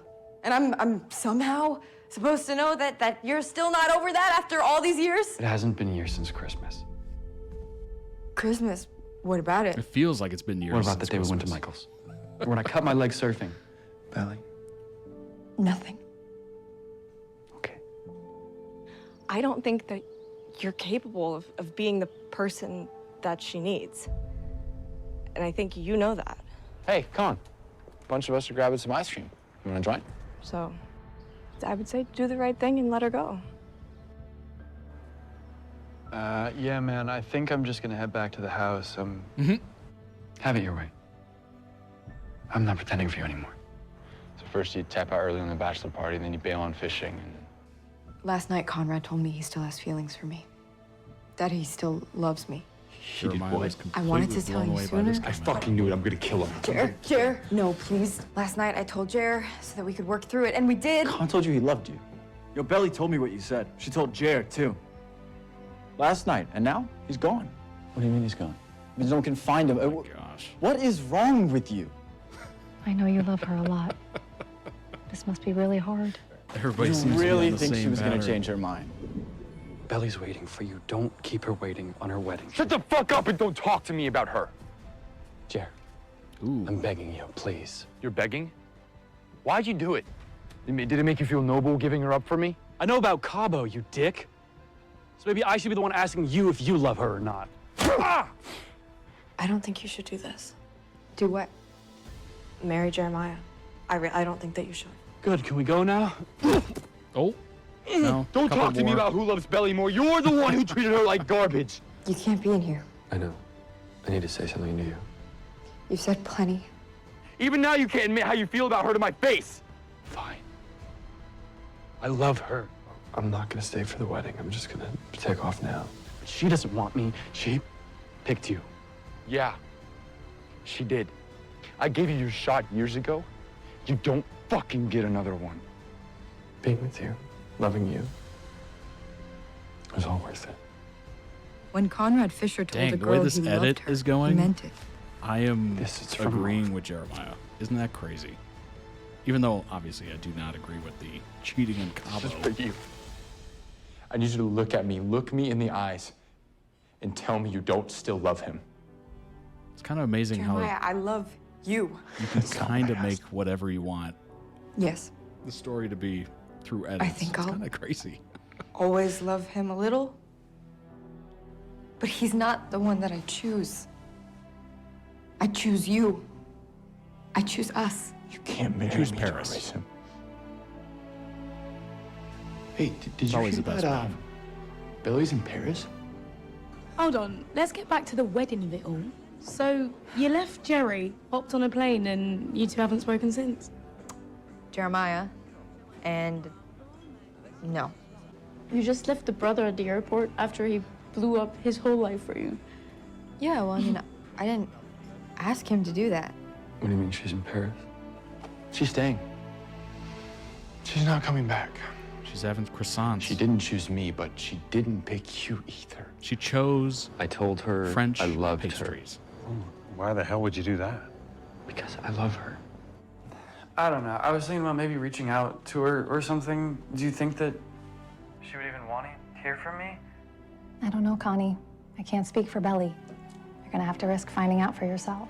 Dear Belly, sometimes I try to picture what your life is like over there. I hear you're staying there for Christmas. I guess They're all that means you're cheers. happy. They have no reason to even talk. Well, Merry Christmas, Belly.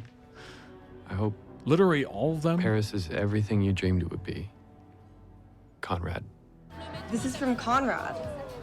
Conrad Fisher is sending you care packages internationally? You wanted Belly back, so you found a way to take her. You can't take someone, Jer. She's not a fucking object. The only reason that there was any wedding to break up was because you were afraid of losing her. Her brother, her He knows best the deal. friend. He Jared. knows that. Oh my gosh. What's in At the some water point, I over have to there? go back to my real life. Thank you. And thank you for all your letters. It's sweet of you to think of me. Do what you have to do, but don't fucking waste it either. I never could compete with what you two had. That connection is like a force field. Belly. Conrad, Surprise. Bonjour. what are you even doing here? I have a conference in Brussels. I thought it's your birthday. My birthday's tomorrow. No, yes, I know that. The conference starts tomorrow. I thought that I'd try and catch you, take a train to Brussels later. Play tour guide for a few hours, and then send him on his way. I've spent a lot of time. Oh my gosh. We're at Versailles. Come on now. How can you not be romantic at Versailles? Imagining your life here. But I wish that I could see Paris the way that you do. It just I happens don't know, to be there's one of the just most something romantic about seeing Paris from up areas. here. We went to the Louvre. We went to Versailles. I like your hair. Yeah, thanks. You look really beautiful. Thank you. Guys, this is Conrad, a friend from home. Let me do it. I think it was quite romantic what you did. Proclaiming your love to Isabel moments before she's about to marry your brother. To be fair, I didn't start the conversation thinking that I was gonna declare my love for her. But of course you couldn't hold it in any longer, and that's what makes it romantic. I think my brother might disagree with you on that one. I changed my flight. I really wanted to see her. Hey, don't mind Benito. He's still salty that Isabel dumped him. You'll always be the boy who taught me how to ride a scooter, so. Hey, I'll always be the boy who taught you how to ride a bike. All right, where's my present? I'm joking. Isabelle, je crois que c'est lui le cadeau.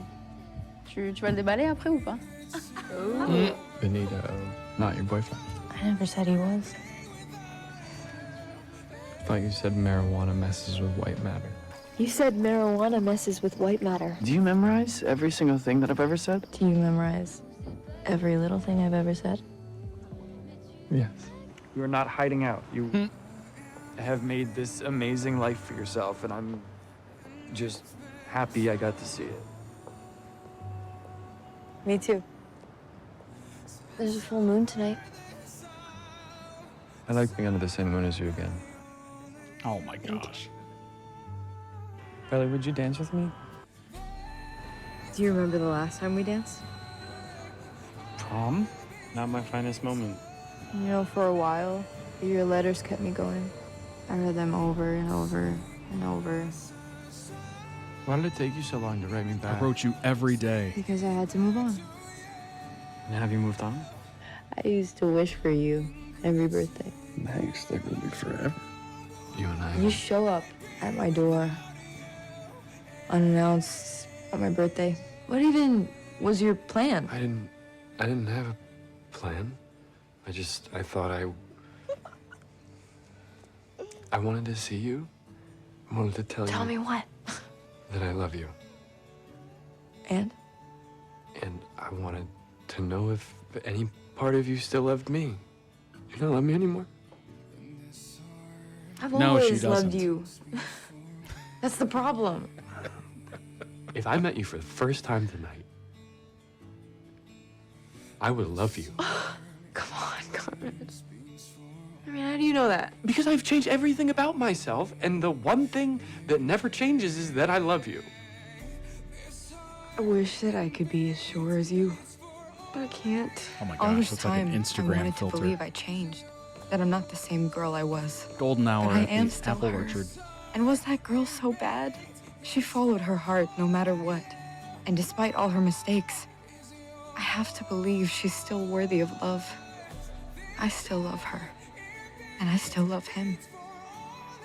I have brown hair and brown eyes, and I will always love Conrad Fisher. Is this it taken? Conrad, I choose you of my own free will. If there are infinite worlds, every version of me chooses you in every one of them.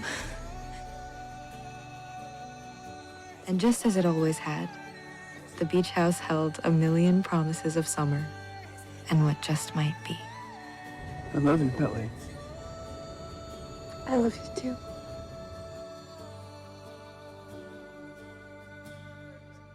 Jeez. What a journey. What an absolute journey. Link down below in video description for the original video. Go throw it some much deserved love. That was a great edit. Really good edit. Check out their channel. They might have other videos that might interest you as well. Got a little bit of information on Belly and Conrad. We'll bring that up. Then we will get you out of here. Enjoy your week. All that good stuff. All right. Go ahead and pull this up. Just a quick rundown real quick. Belly is about to turn 16, headed to her favorite place in the world, Cousins Beach, spend the summer with her family and the Fishers. Belly has grown up a lot over the past year, and she's feeling that this summer's going to be different. Here's an article from Glamour. Conrad Fisher is every girl's dream. He's also the most unrealistic character.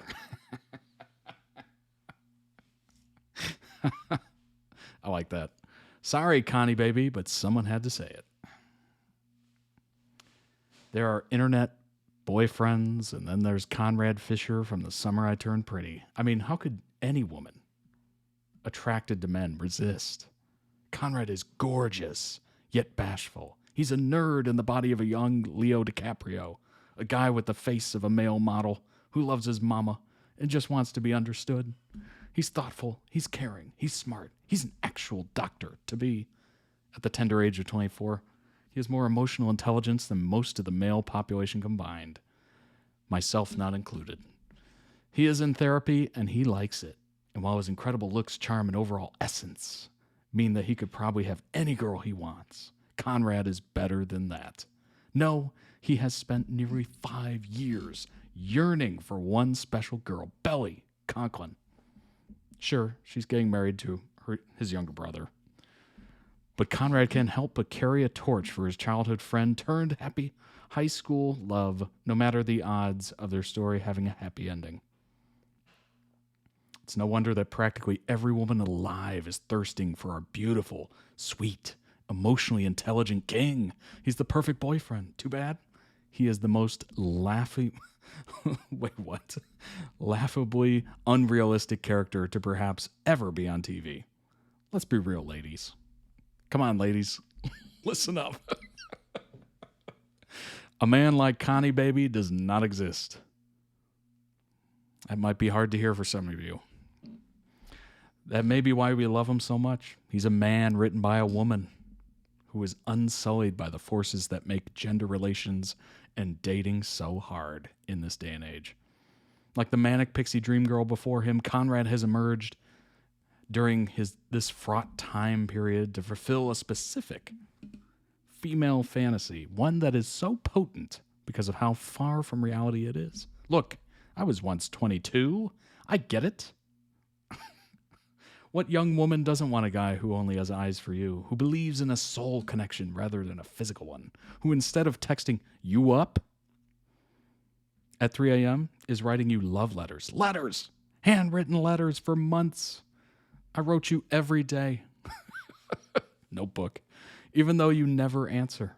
Who cares about the kind of lame stuff like the teddy bear he won for you at the state fair as much, if not more than you do? Who calls having intimacy with you making love? Probably because to him it's a sacred act. But let me ask you a question. Has anyone ever met a man in his early 20s that acts like this? Especially in the year of our Lord, 2025? I'm not saying that good men don't exist. Even when they're young. I met my husband when we were 23. And many of our closest friends have also been dating their spouses since around the same age. But were they Conrad Fisher good? Absolutely not. They were overall kind, genuine, and respectful. There are also men in their early 20s. They acted like idiots a solid 50% of the time, if not more. The finale of the series is where, for me, Conrad totally jumped the shark. I mean, seriously, could you imagine any man you personally know showing up in Paris just to get a glimpse of the woman they love and then following after her like a puppy, hoping that she'll give him another chance? Showing such unwavering and hopeless devotion, saying, and I'm sorry, but it's true, I like being under the same moon as you again. Oh my God. Ugh. The heart palpitations. First off, flying to Paris is not cheap. So you would need some money to be able to just jet set to Paris for this.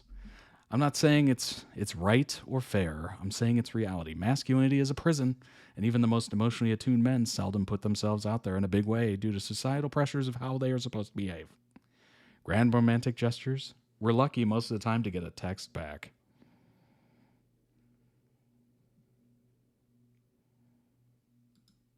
I would actually argue they're probably just not that into you if they're not willing to text back. That's facts. You can take that to the bank. if they're not willing to do any romantic gestures or text you back, they're not worth your time. Move on. If you survey modern gender roles in the overall dating scene among young people, though, it's easy to see why Conrad has struck such a nerve. Among Gen Z, relations between the sexes are as fraught as they've been in recent history. According to a poll released earlier this month, young men and women have increasingly wildly different beliefs on a range of social issues, from mental health, cultural issues, questions about gender in the workplace, blah, blah, blah, blah, blah. As young women get more socially and politically liberal, men are veering to the right, placing an emphasis on traditional gender roles, and for some, leaning into frighteningly potent misogynistic views. All of this has a huge impact on heterosexual dating, which, if you read the accounts from those in the trenches, has never been more difficult.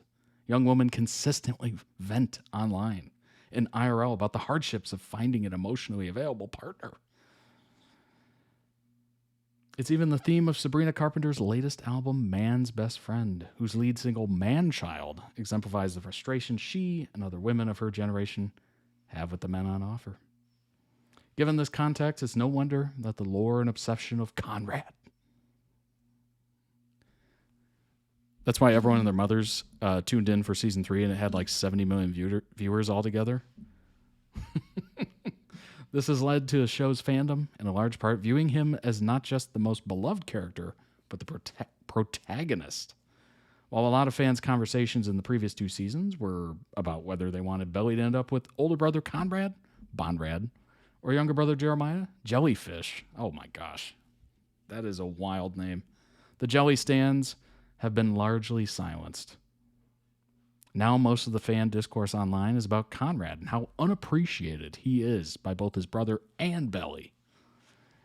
Jeremiah has been so completely denigrated to the actor that the actor who plays him, Gavin, has faced death threats, and the show's official social media has posted public statements asking for fans to stop bullying him.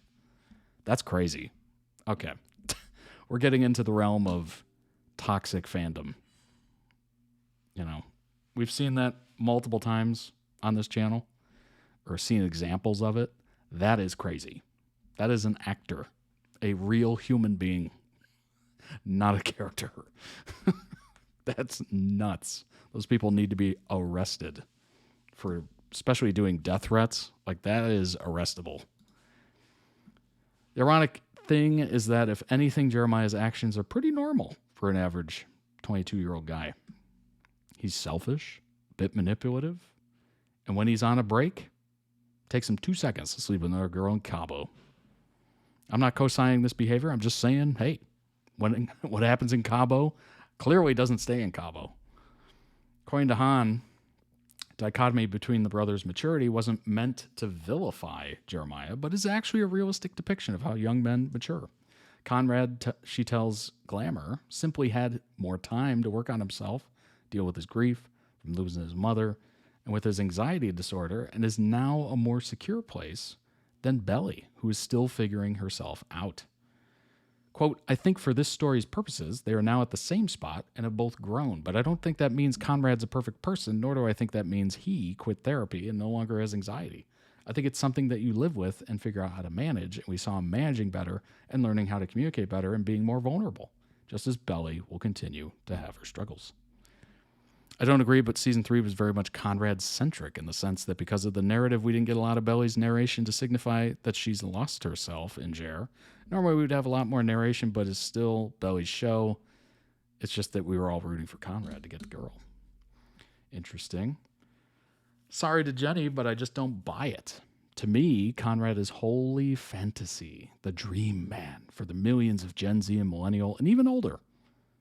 The boomer women who have spent their entire lives dating F-boys, probably not boomer women, probably Gen X, dating F-boys in hopes of a prince, and we just can't quit them. Fans are not only breathing a sigh of relief this morning that the show will continue with an epilogue-style movie, but the actor behind Conrad is leaning into his dream man persona. On Thursday, the audio erotica app Quinn announced that Bryony will be narrating its latest series, meaning more steamy Conrad-style fantasies coming your way, if you're into that sort of thing. Yeah, it's true. It's true. I mean, to be fair, most of the time, romantic comedies, romances, I mean, come on now. To Me, You Are Perfect, Love Actually, with that sign or whatever. You can tell. Obviously, if it's a man written by a woman, that man is going to be pretty unrealistic. It's just facts. That's like a man writing a woman and women can't relate to it. Like, clearly, yes. And is indulging in this fantasy so wrong? Absolutely not. Look, the world is a total dumpster fire right now. And you're certainly not going to feel any better by spending your time swiping on yet another dating app. Those things are a waste of time. I cannot say that enough. Maybe Conrad is what we need to make it through these troubled times. That's crazy. Please don't. Go out in the real world. Deal with the real world. Do not dwell in fantasy. The hope that a man could exist with his set of perfect characteristics, beautiful face, and unwavering... Okay, this is crazy. I get it, but also, let's not idolize a fake character. It's a little much. It's a little much. Unwavering devotion. That's what makes people interesting. I will say this. That's what makes people interesting. It's their intricacies. It's how they're perfectly imperfect. Having someone be perfect is not realistic. And clinging to a character because they are perfect. Like, clearly he was not perfect. He had issues he had to deal with. He's working through them. That's imperfect. So it's not perfect. Nothing is perfect. There is nothing in this world that is perfect. Not even a made-up character. That's just a little oddity here in this article. That's just a little creepy. I'm not holding my breath, but it's nice to dream. Senior editor. Interesting.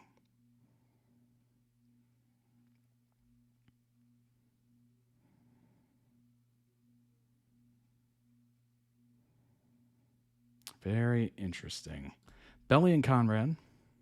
If there are infinite worlds, every version of me chooses you in every one of them. Yeah, no, the show makes it very much a point to show that all characters are flawed. Absolutely. Some of that article was a little fantastical. As if the show wasn't fantasy. That article was fantasy. Like, I get it, but also, ew, gross. That author is very into Conrad. Very.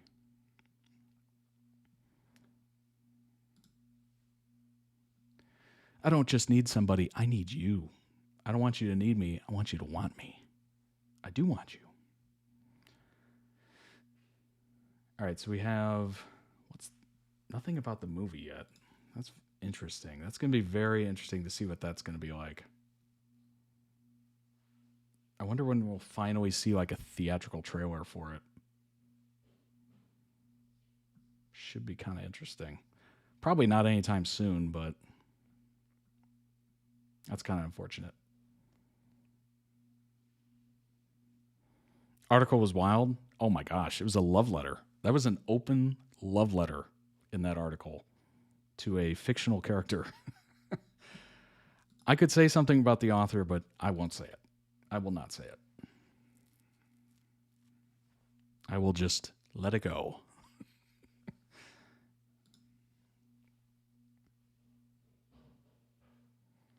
Belly and Conrad's talk by the pool was the first real and meaningful conversation they had that summer. This is season 1.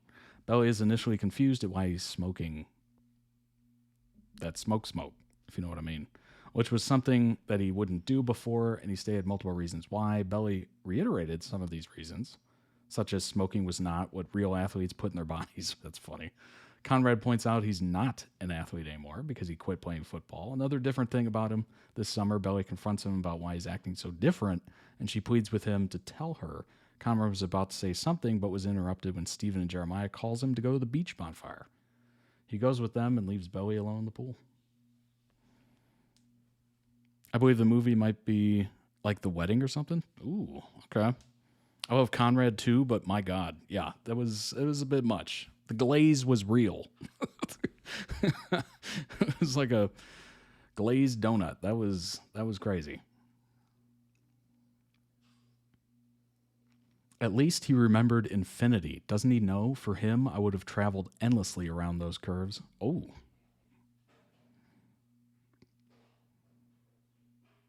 On Belly's 16th birthday, everyone got her a gift except for Conrad. The next day, finds the black box in one of his drawers while looking for keys in his room. Conrad introduced her to the symbol when they were young. Belly traces the curves and holds it before ultimately putting it back. The author said she didn't want to do flashbacks of them together at the end of the season in a rushed way, so we're getting a movie to see them actually together. In the book, we've never even get to see their relationship in present. Really? Huh. I kind of agree with that. I mean, she had to have known that a movie was coming.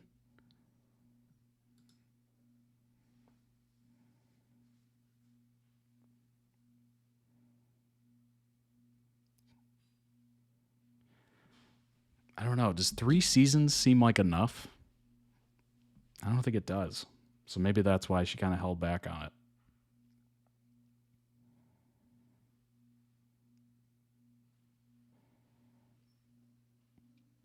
Recurring themes, infinity, of course. Infinity necklace. Conrad's soft spot for Belly. When the boys threw Belly in the pool today, I swear I almost saw a smile on Connie's face. He was in a better mood today than I've seen him since he and Aubrey broke up. He's usually the one who's nicer to her when the others would tease her. Though he was in a bad place mood most of the time in the first season, he showed his kinder and usual self with Belly. Dancing, hair playing, Junior Mint. Conrad boops Junior Mint's nose.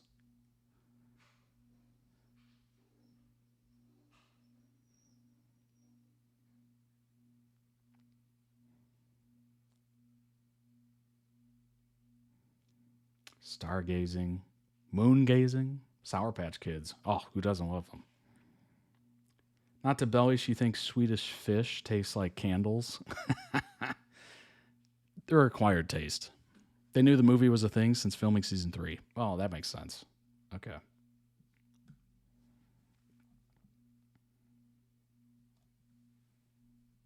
Belly and Conrad ended up together and got married in the epilogue, the final book.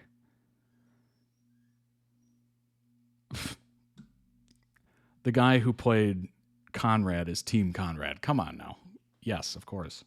Conrad's gift to Belly, the infinity necklace, was introduced earlier in the show than in the books. Belly finds the necklace in the 3rd episode of the 1st season. Oh, wow. In the book, she boldly wears it after finding it. She didn't put it back.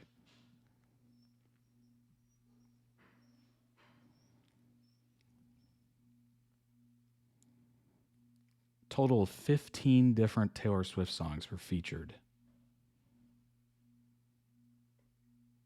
Interesting. It was only 3 books, so yeah, 3 seasons. The movie is very much sort of a gift to us, maybe, but also the author, she loves this couple a lot. We all want to see them be in an actual relationship. The fact that the author is so involved gives you hope, right? If the author wasn't involved and it was just totally the mind or the brainchild of a writing room instead, like, I would have no faith in the movie at all. Like, at that point, I would just be like, well, I think it's better to just leave it 3 seasons. But the fact that the author is actually in on it, that gives you some hope. There was 30-something by the end, Taylor songs. I mean, that's unbelievable. Yeah, I guess the author, if I remember correctly, the author wrote Taylor Swift.